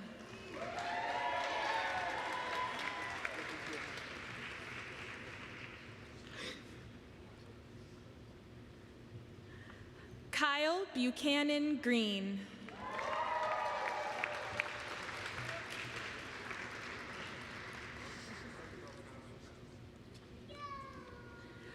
Kristen Elizabeth Hamilton.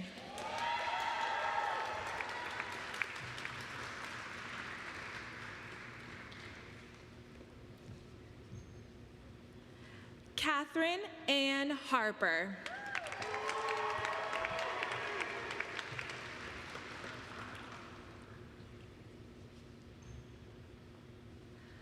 Eliza Harrigan.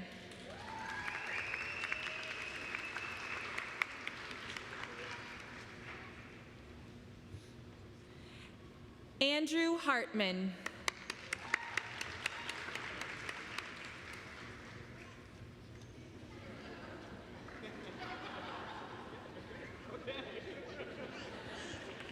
Zachary Heath. Hooded by his fiancée, Lauren Wilson, class of 2016.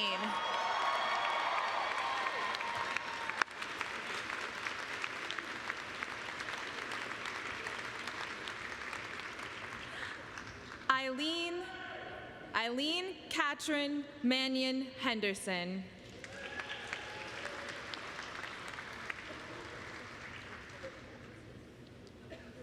Catherine McLean Hess.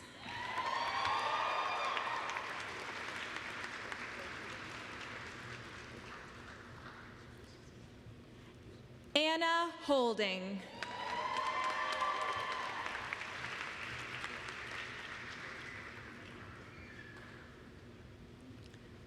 Sean D. Holloway.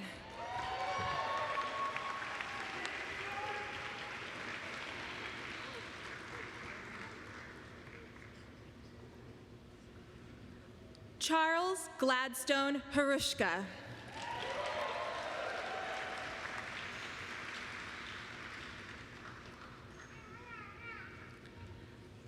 Taznova T. Islam.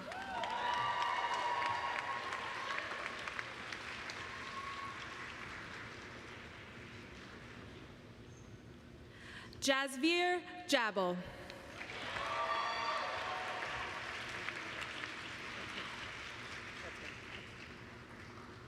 Kayla D. Johnson.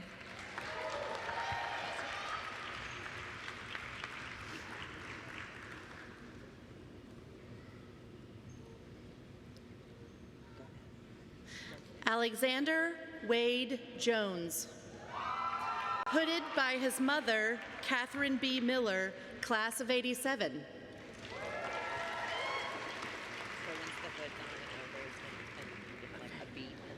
Okay.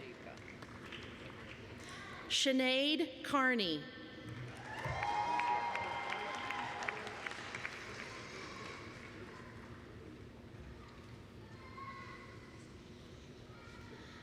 Caroline Farrand Kelly.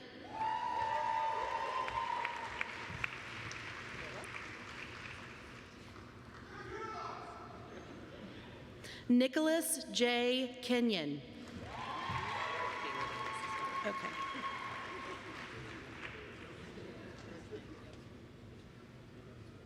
Stephen Klimberg, also receiving his Master of Business Administration degree.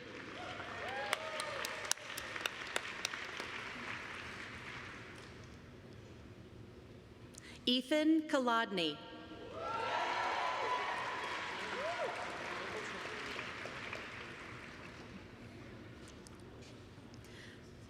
Caleb B. Kaufman. Hooded by his father, Victor John Kaufman, class of '84.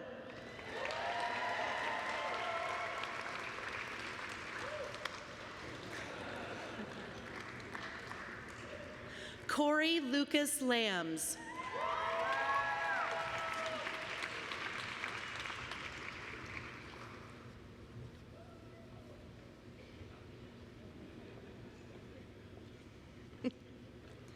Jane Langdon Gray.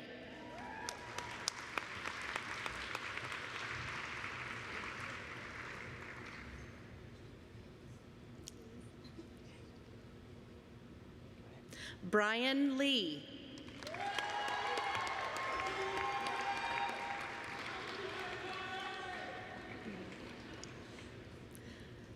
Nicole Liu.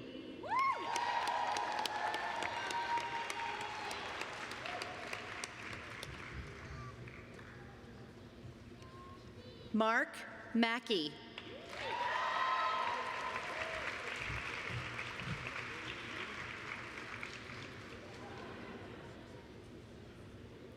Alexandra Mahabir.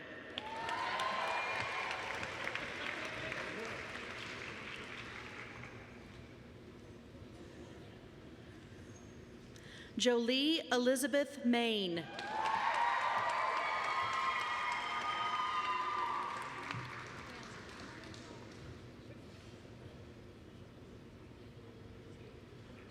Heather Manley.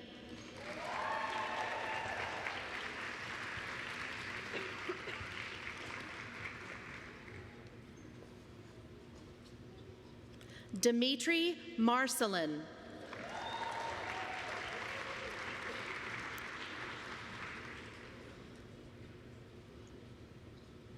Johanna DiCiauco Martinez.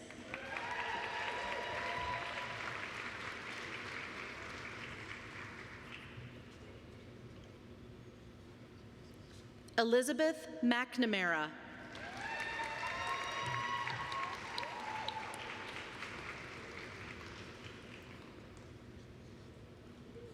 Kyle Madolo.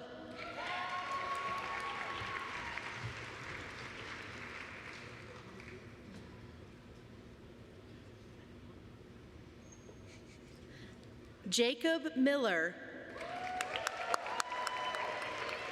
Hooded by his mother, Tamara Chase, class of '89.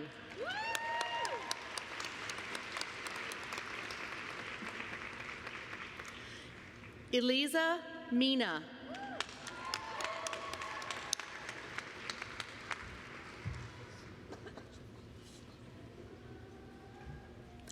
Anel Morales.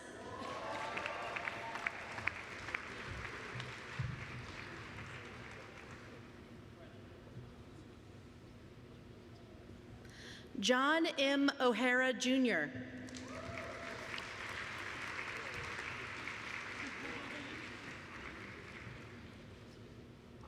Mariah Catherine O'Rourke.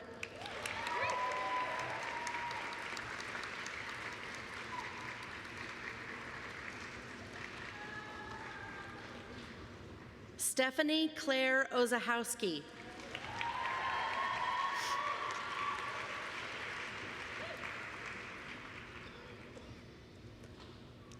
Jonathan Palmer.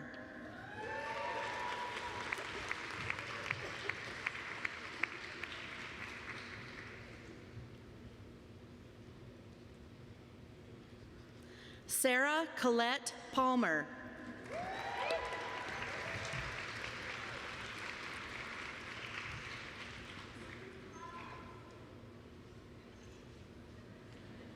Jerome D. Parker O'Grady.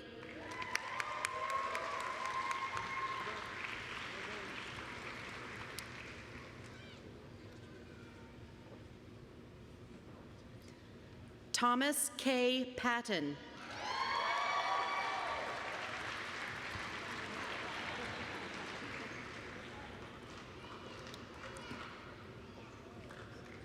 Jacob Brian Peck.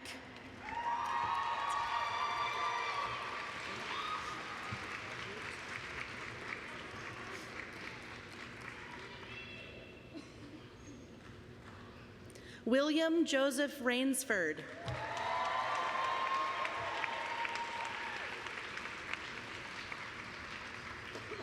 Lauren Marie Ramirez.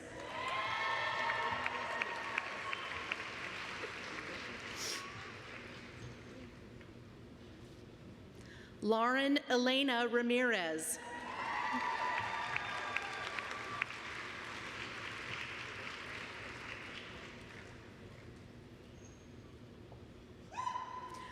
Reina M. Ramirez.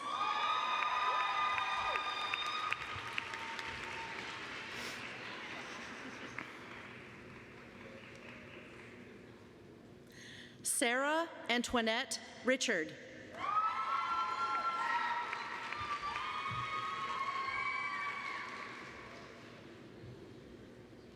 James David Richards.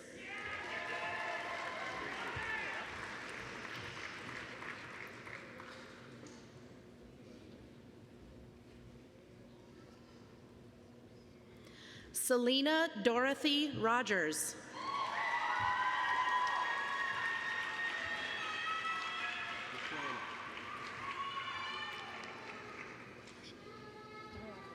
Gabriella Christina Roselli.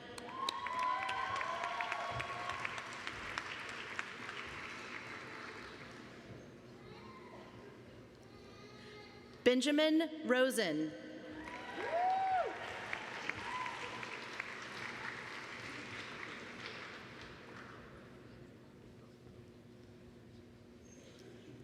Gabrielle Aviva Rosenblum.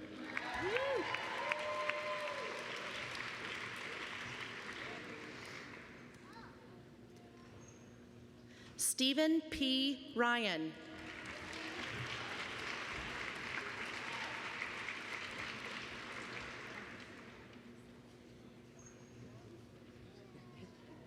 Mohammed Kareem Sabadine.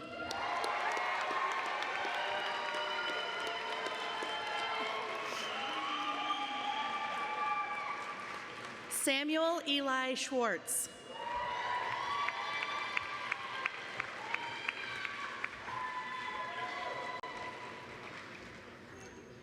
Alicia Selman.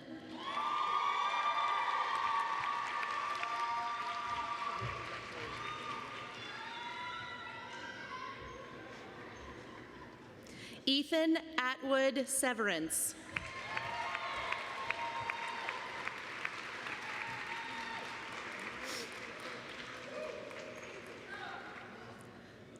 Kimberly Hope Sharp.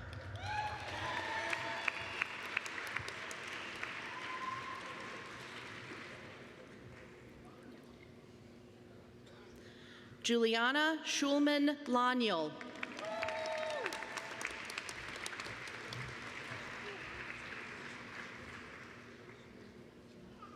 Lisa Marie Stevens Goodnight.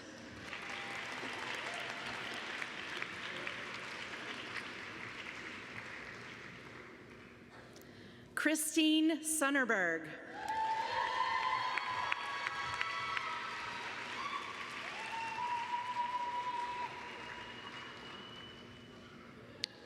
Janelle Alicia Tannenbaum.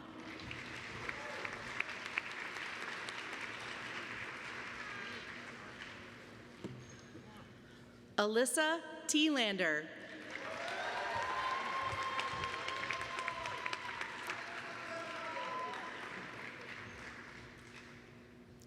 Michael Richard Tilden.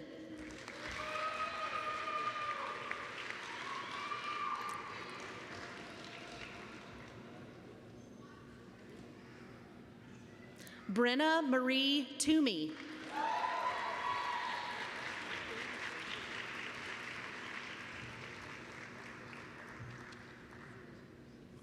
Andrew V. Torrico.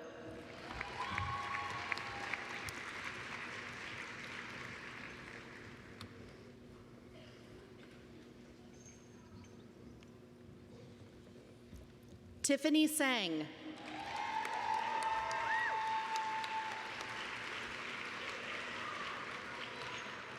Jamie Upham.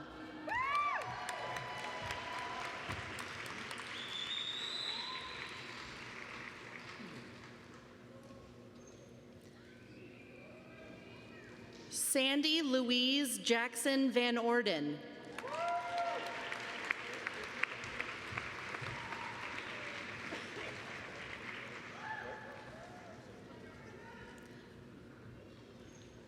Lee Vanderlinden.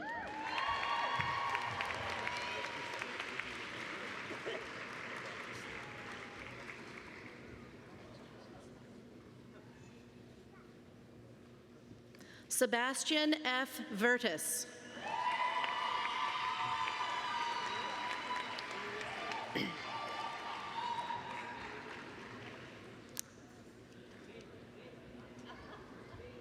Morgan Wilson.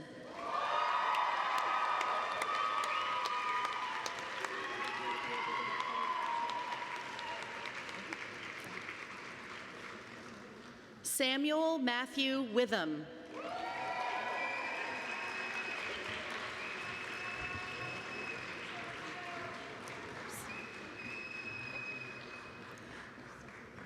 Jacob Breckman Woke. Hooded by his father, Peter Woke, class of '78.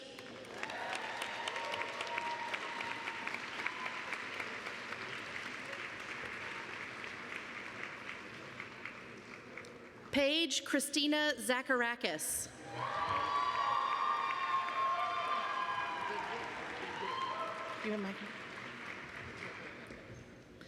Esther Jennifer Zolatova. You're going to read her, you're going to go take a picture, and he's reading yours. Okay.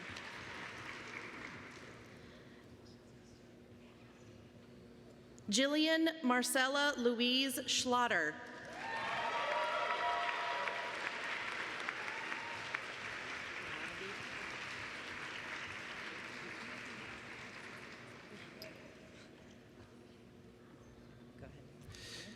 Susanna Carrington.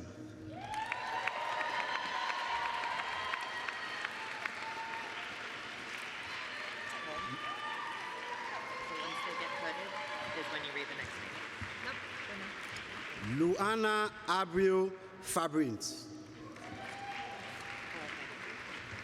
Announce this, we're now in the master. Okay.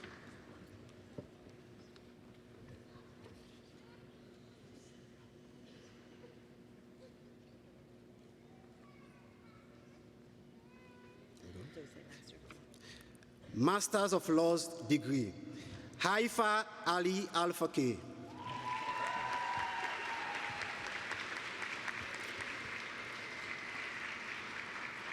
Rex Azun.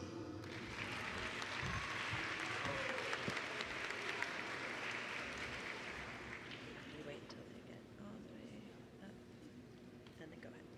Charles Balthazar.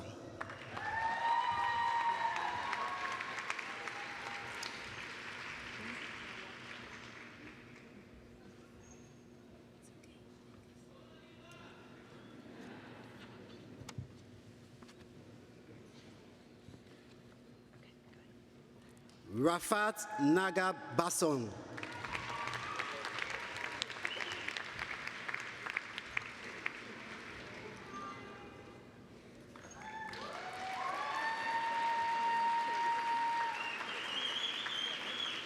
Kemil Chindu.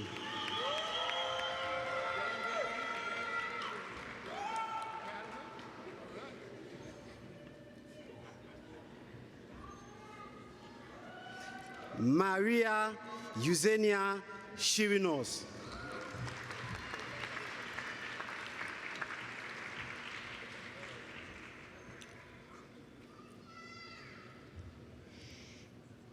Elton Dakar.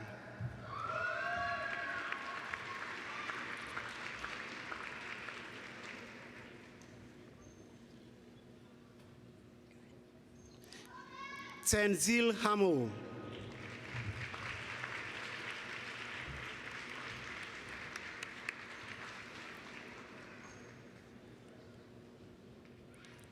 Teng Ching.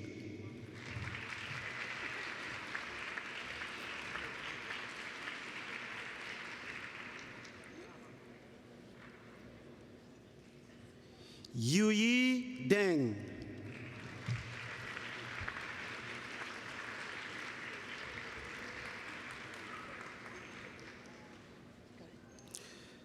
Tohido Islam.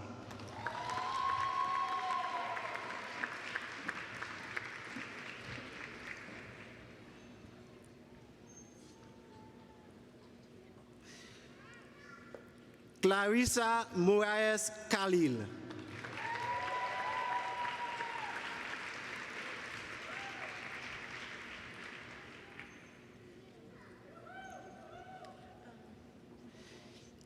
Kemo Yaye Kamara.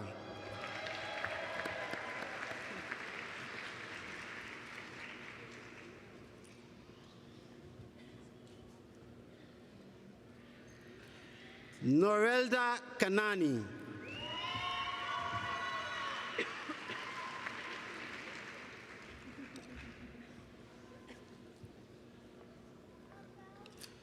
Joan Katendi.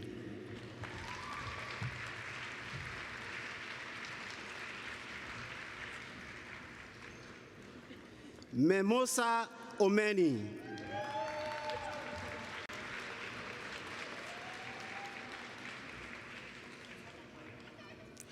Ana Paulo Figueroa Mota Almaru.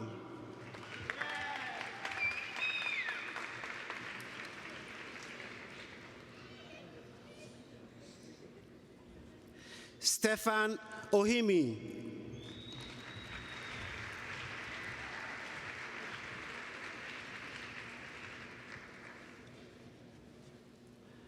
Leptune Paul.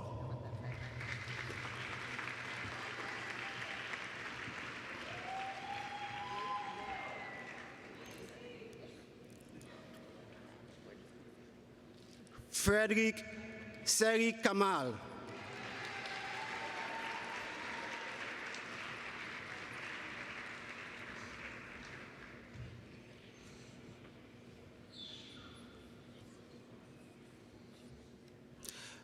Bageshri Sonwani.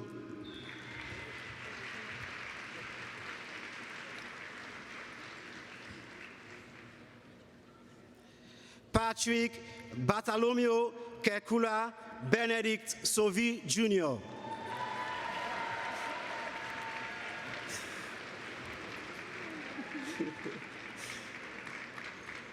Rajan Suna.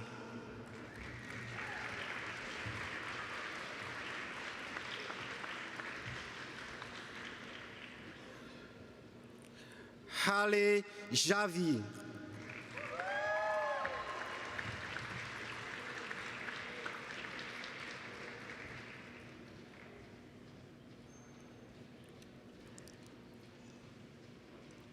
Lamin Yansane. As soon as you read her name, you're going to head over there and take your picture and then get mine. Where's my deal? I gave it to her. Okay. Carla Cevallos.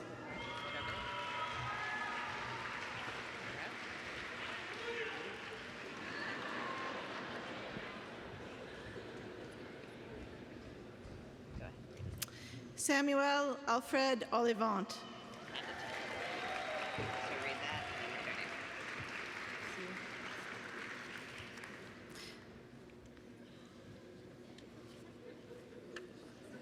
name. Master of Legal Studies, Melody Banks. So once they get the word, wait a beat and then read the next name. So wait a beat and go. Tiffany Beth Blackman.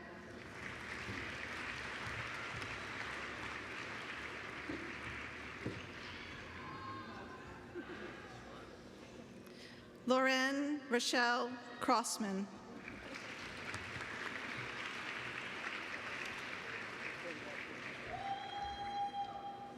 Crystal Lynette Jones.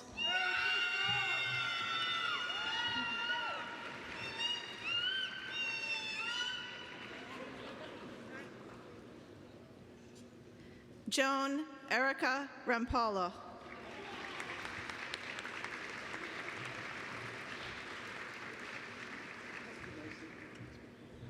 Justina Kathleen Rodriguez.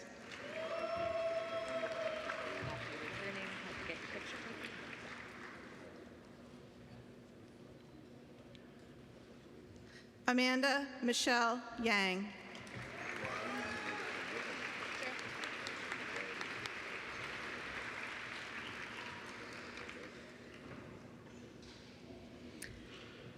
Pamela Marie Richardson.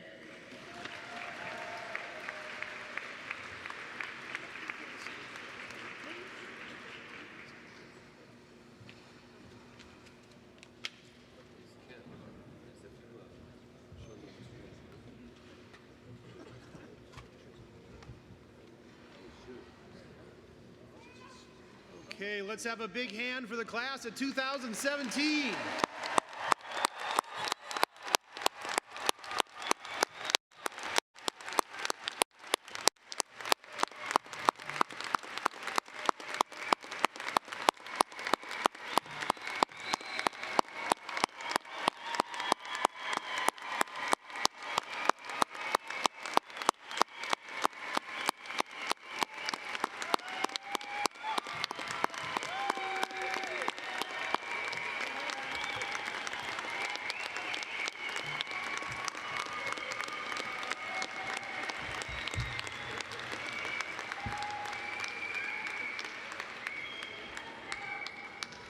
Well, let me add my congratulations to all the new alumni, and a special thanks to families and loved ones who supported you through your journey. You leave here today with a unique education, that of the Northeastern University School of Law. You've had an unusually well-rounded experience. Your many co-ops have given you a view of the legal profession, not just legal theory. You have learned what it means to be a member of a leadership team who brings legal expertise to this decision process rather than as a distant advisor. This immersive engagement in leadership and management is critical for your success and that of your organizations.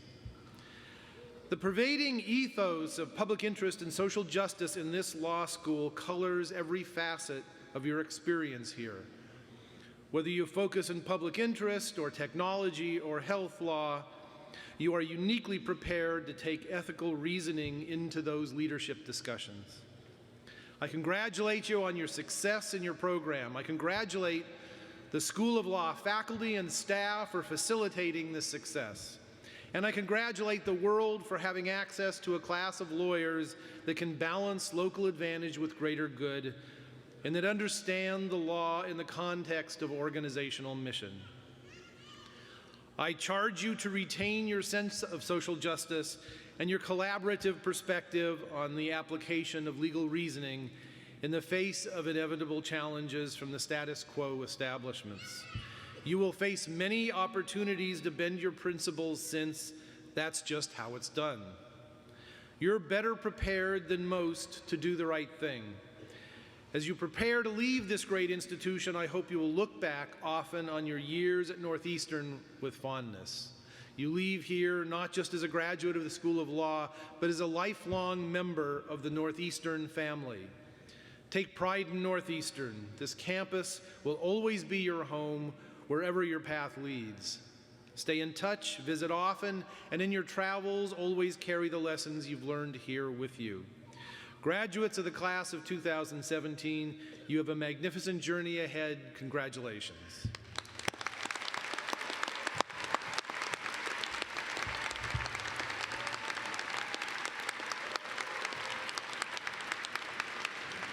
And I now turn the podium over to the Chief Marshal. Thank you, Provost Bean. Will the audience remain in their seats until the faculty and the graduates have recessed? The graduates will follow the marshals for their class picture.